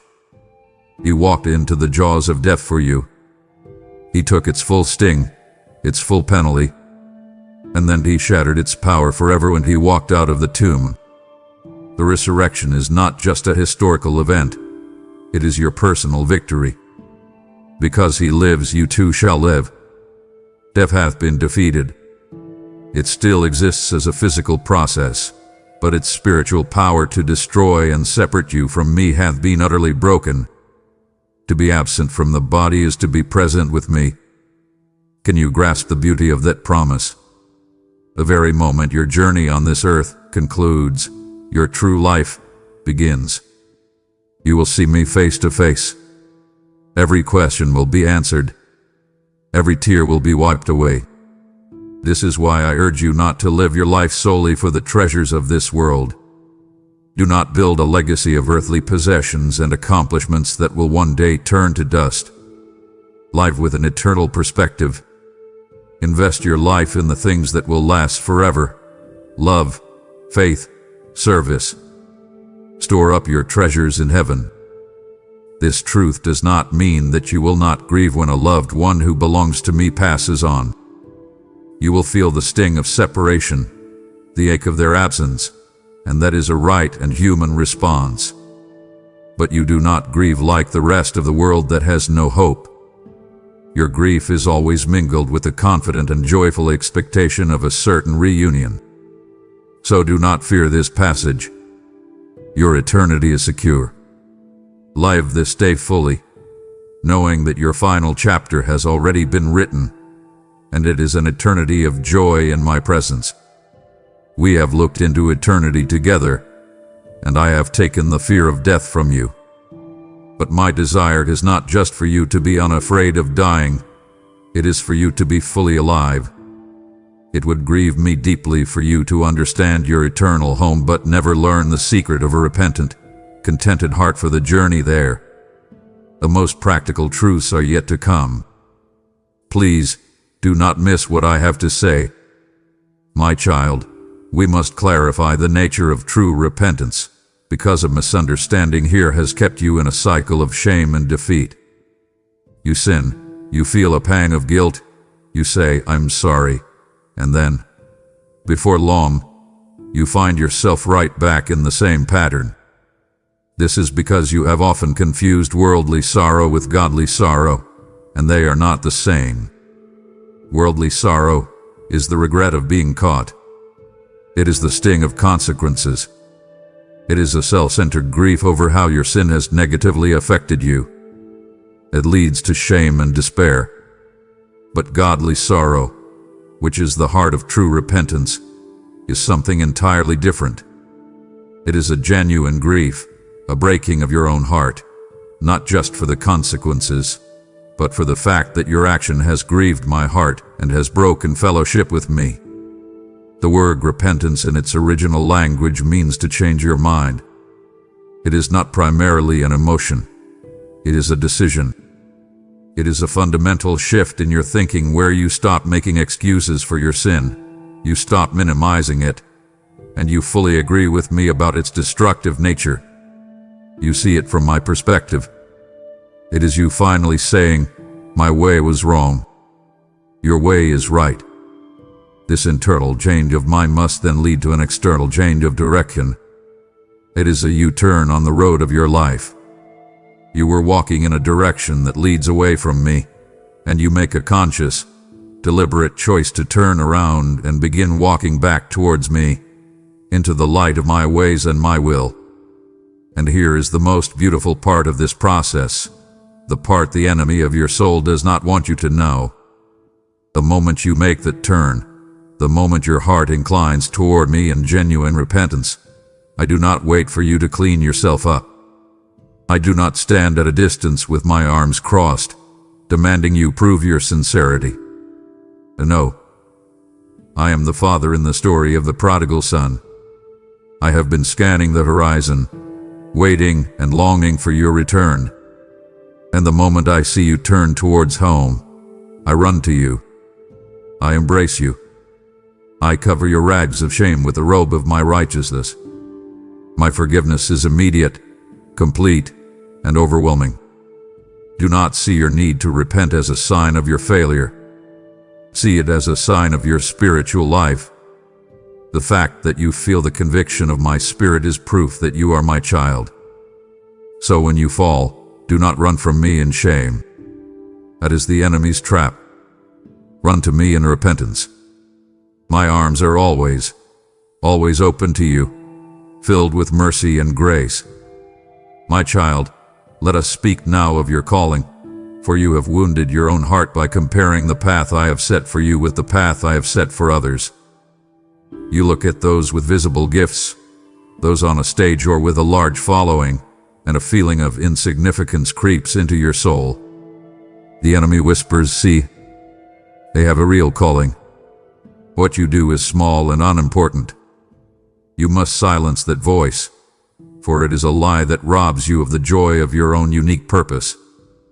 I am not a God of mass production. I am a God of intricate, personal design. I am the master artist, and you are one of my original works. I have given you a specific and unique combination of passions, experiences, gifts, and even weaknesses, all woven together for the good works that I prepared in advance for you to do. You are a unique instrument in my grand orchestra. One is a trumpet, another a violin, another a clave woodwind. The trumpet is not meant to sound like the violin, and the violin is foolish to envy the drum. Each has a part to play that is essential for the fullness of the symphony. When you spend your time wishing you had someone else's part, your own beautiful and necessary note goes unplayed.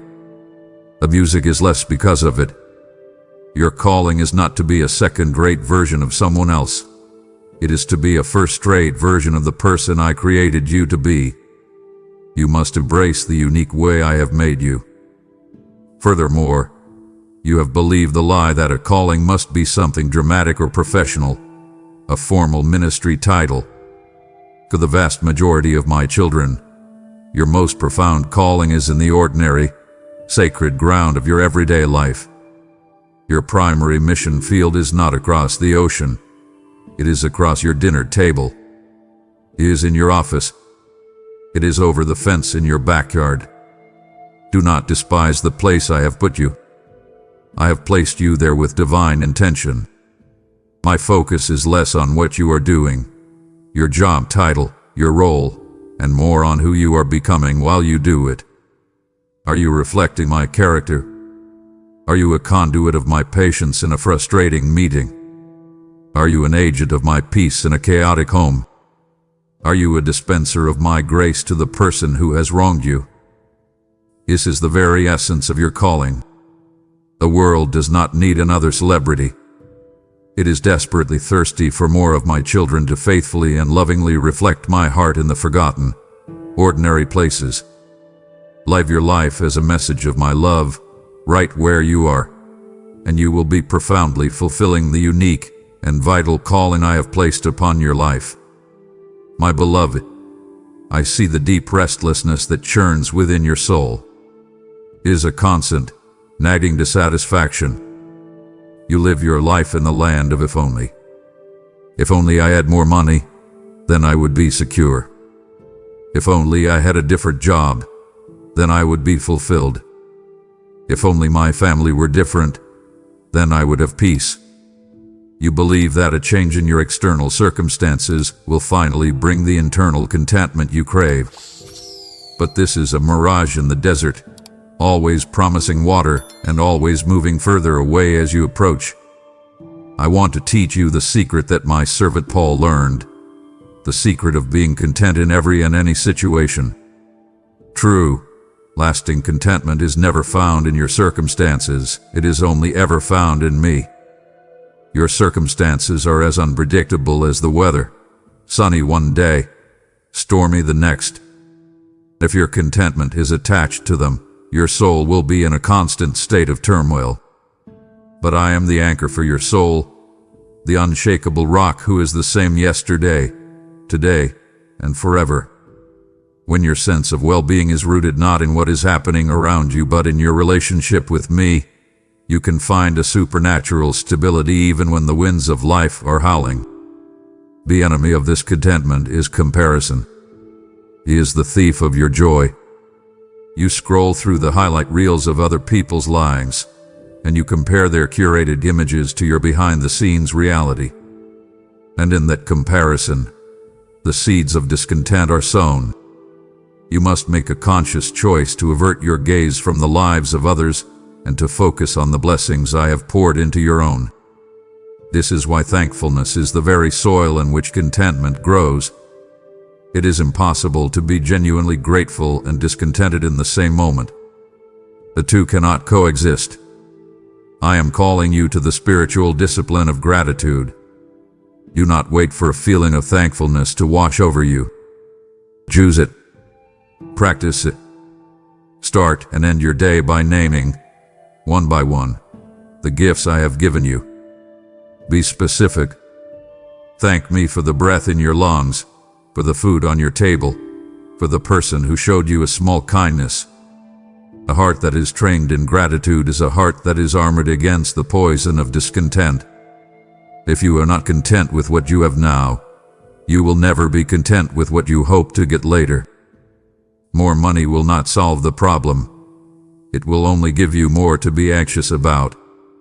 The change of scenery will not solve the problem. You will simply pack your discontented heart in your suitcase and take it with you. The change must happen within.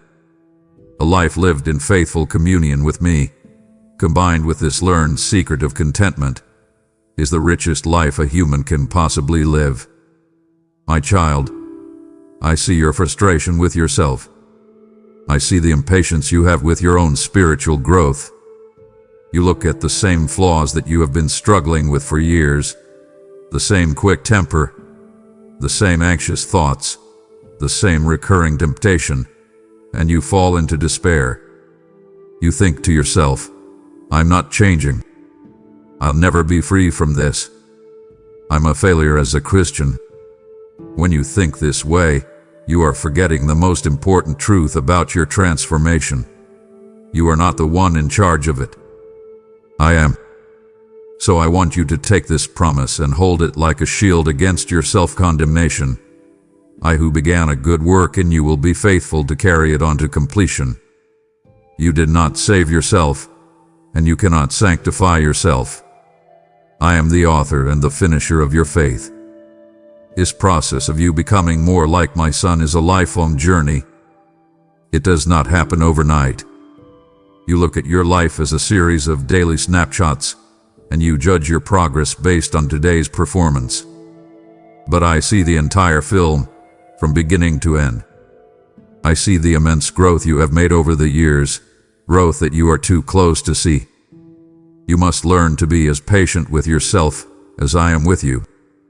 Your primary focus in this life should not be your immediate comfort or happiness. My priority is your character. I am far more interested in your holiness than your happiness, because I know that true, lasting joy can only be found in holiness. I am in the business of shaping you into the image of Jesus, and that is a process that sometimes requires tools that feel uncomfortable. I am the master gardener, and you are a branch in my vine. To make you more fruitful, I must sometimes prune you. This pruning can feel like loss. It might be the removal of a relationship, a job, or a comfort that has become a hindrance to your growth. But trust me, my pruning is always an act of love, designed to produce a greater harvest in your life. Do not despise my discipline.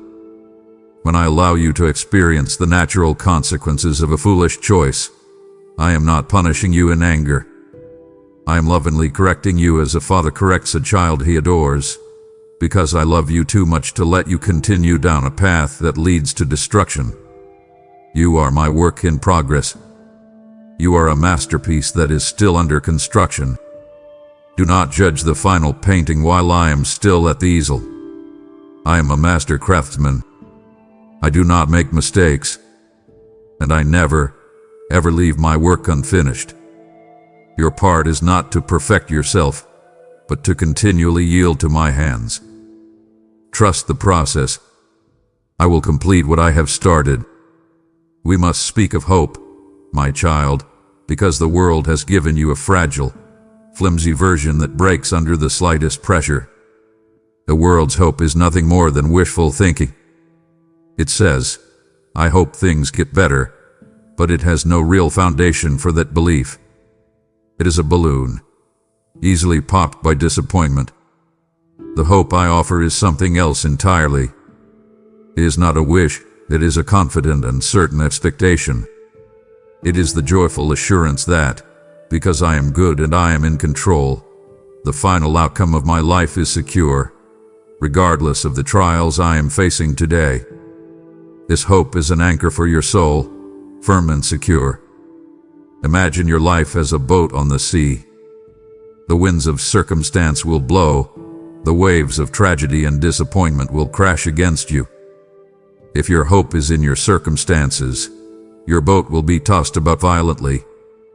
But if your hope is anchored in the unshakable rock of who I am, your boat can remain steady, even in a hurricane.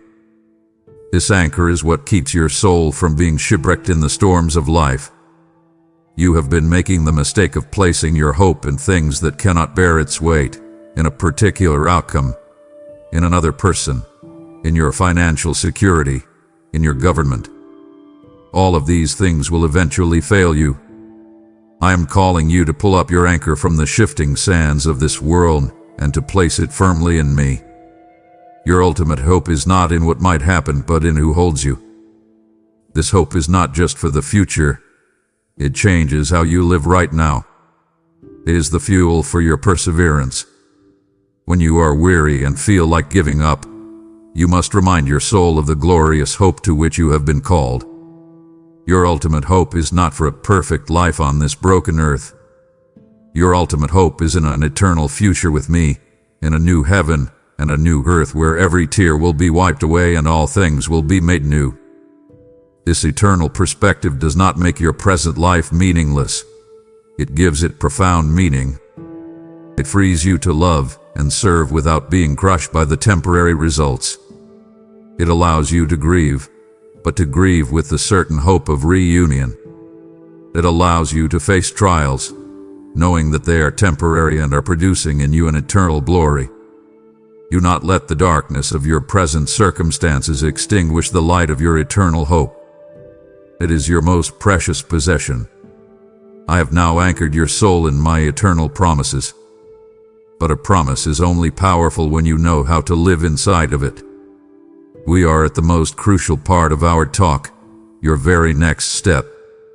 It would break my heart for you to have heard my voice, felt my love, and then to walk away unchanged, not knowing how to begin. Stay for this final instruction. Let me bring this divine appointment to its beautiful and life-altering conclusion. My beloved child, we have covered so much ground. I have poured out my heart to you, and I see your spirit trying to take it all in. I also see the flicker of overwhelm in your eyes. You are thinking, this is all so much. Where do I even begin? How can I possibly do all of this? I want you to take a deep breath and listen very carefully. I am not giving you a heavy burden. I am not handing you a list of 50 things to do by the end of the day. Transformation does not happen by being overwhelmed. It happens one small, faithful step at a time. I am not asking you to move the whole mountain today. I am simply asking you to pick up one stone. I want you to be still for a moment and ask my spirit, what is the one truth from our conversation that you want me to focus on right now? Do not try to hold on to everything at once. What was the one point that made your heart come alive? What was the one area where you felt a gentle, loving conviction? Perhaps it was a call to forgive.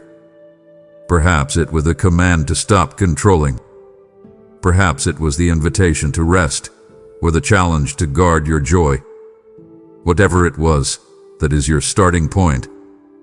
That is your next step. Your next step is not a massive, heroic leap. It is a small, simple, practical act of obedience. If your step is to forgive, it is not to have a dramatic confrontation with the person who hurt you. Your next step is to simply whisper to me in prayer, Father, I choose to forgive them. If your step is to trust me with your future, it is not to have all your doubts magically disappear. Your next step is to identify one specific worry and to consciously hand it over to me. If your step is to live in the present, your next step is to put down your phone for 10 minutes and pay attention to the world around you. Do not despise the day of small beginnings. The journey of 1,000 miles starts with one single step. You do not need to see the whole staircase. You just need to see the next step. I am illuminating it for you right now. Do not be paralyzed by the desire to see the whole path. Your headlights only show you the next 100 feet of road, but that is enough to get you all the way home. Take the one step I am showing you. I promise that when you do, I will be with you and I will show you the one after that. This is how we walk together. My child, as you prepare to step back into the flow of your life, I want to give you anchors for your soul. These are my foundational, unshakable promises to you. When your feelings are in turmoil, when your circumstances shout a message of fear, when the voices of doubt grow loud, you must cling to these truths. Write them on your heart. Let them be the first thing you turn to in a crisis and the last thing you meditate on at night. First, and most important of all, remember my promise of presence. I am with you always, even to the very end of the age. I will never leave you nor forsake you. There are moments, I know, when you feel profoundly alone, as if you are crying out into an empty room. That is a feeling, my child, but it is not the fact. The fact, the absolute reality, is that my spirit dwells within you. I am closer than your next breath. There is no depth of despair you can sink to where I am not with you. There is no lonely road you can walk where I am not beside you. You are never, ever alone. This is not a hopeful wish. It is a divine guarantee. Second, you must hold fast to my promise of purpose. My word declares that all things work together for the good of those who love me and are called according to my purpose. Now listen carefully. This does not mean that everything that happens to you is good. It is not. You live in a broken world, and you will experience pain, loss, and injustice. What this promise means is that my wisdom and power are so infinite that I can take the worst parts of your story, the pain that was inflicted on you, the consequences of your own mistakes, the tragedies that make no sense, and I can weave them together for an ultimate and beautiful good. I do not cause your pain, but I will redeem it. Not a single tear is wasted. Your suffering is not meaningless. In my hands, it is being forged into something of eternal value.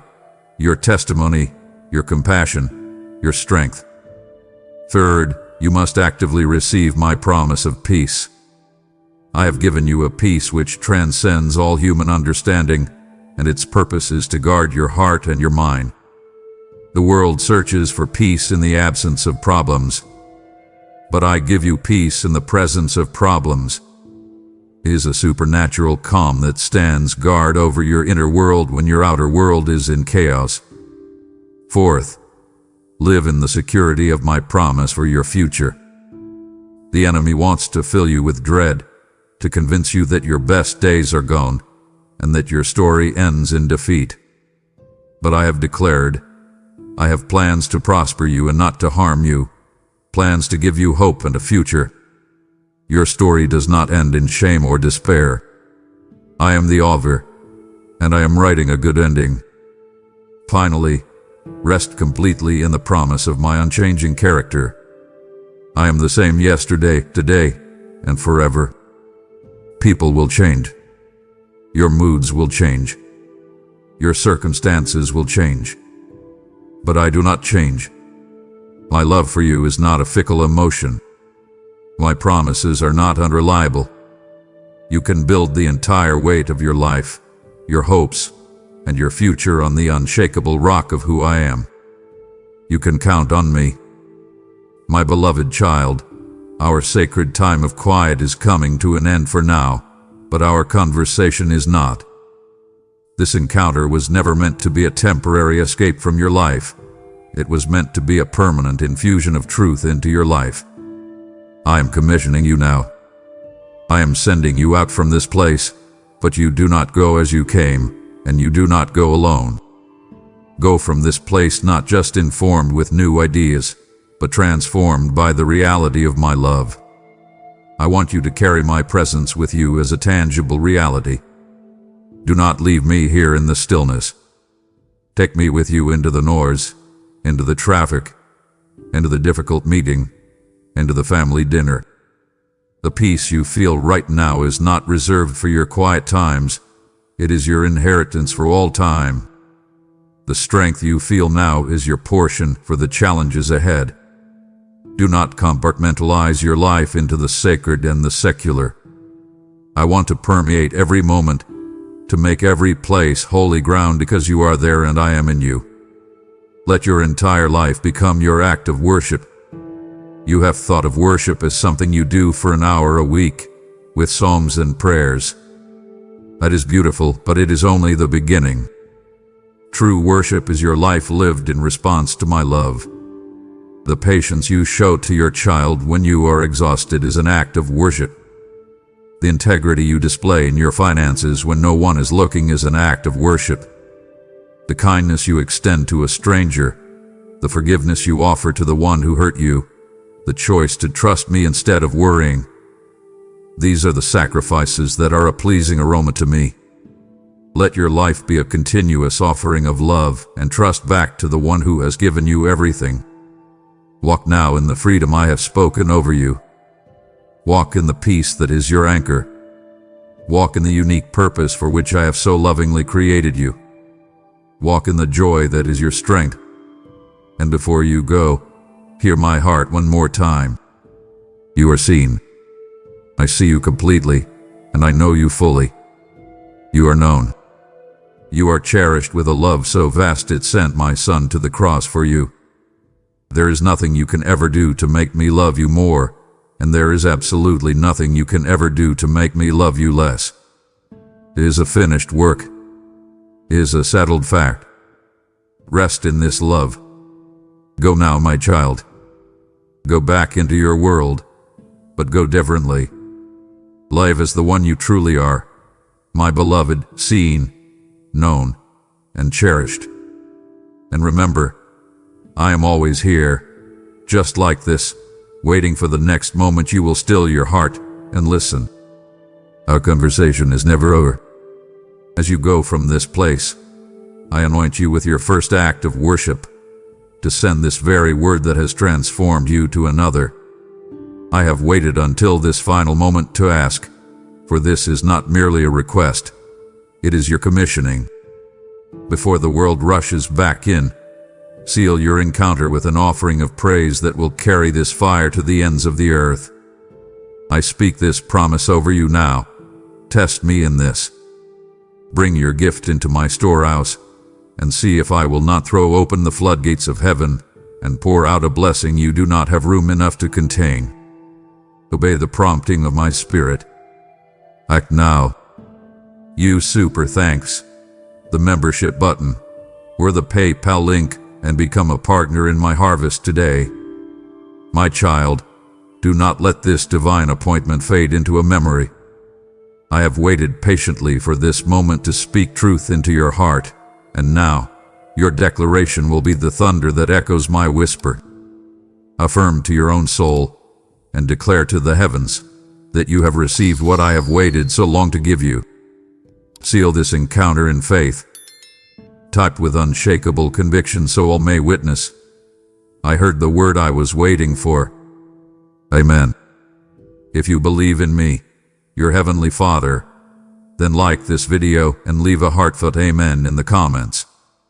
If you want to stay closer to me, then subscribe to this channel.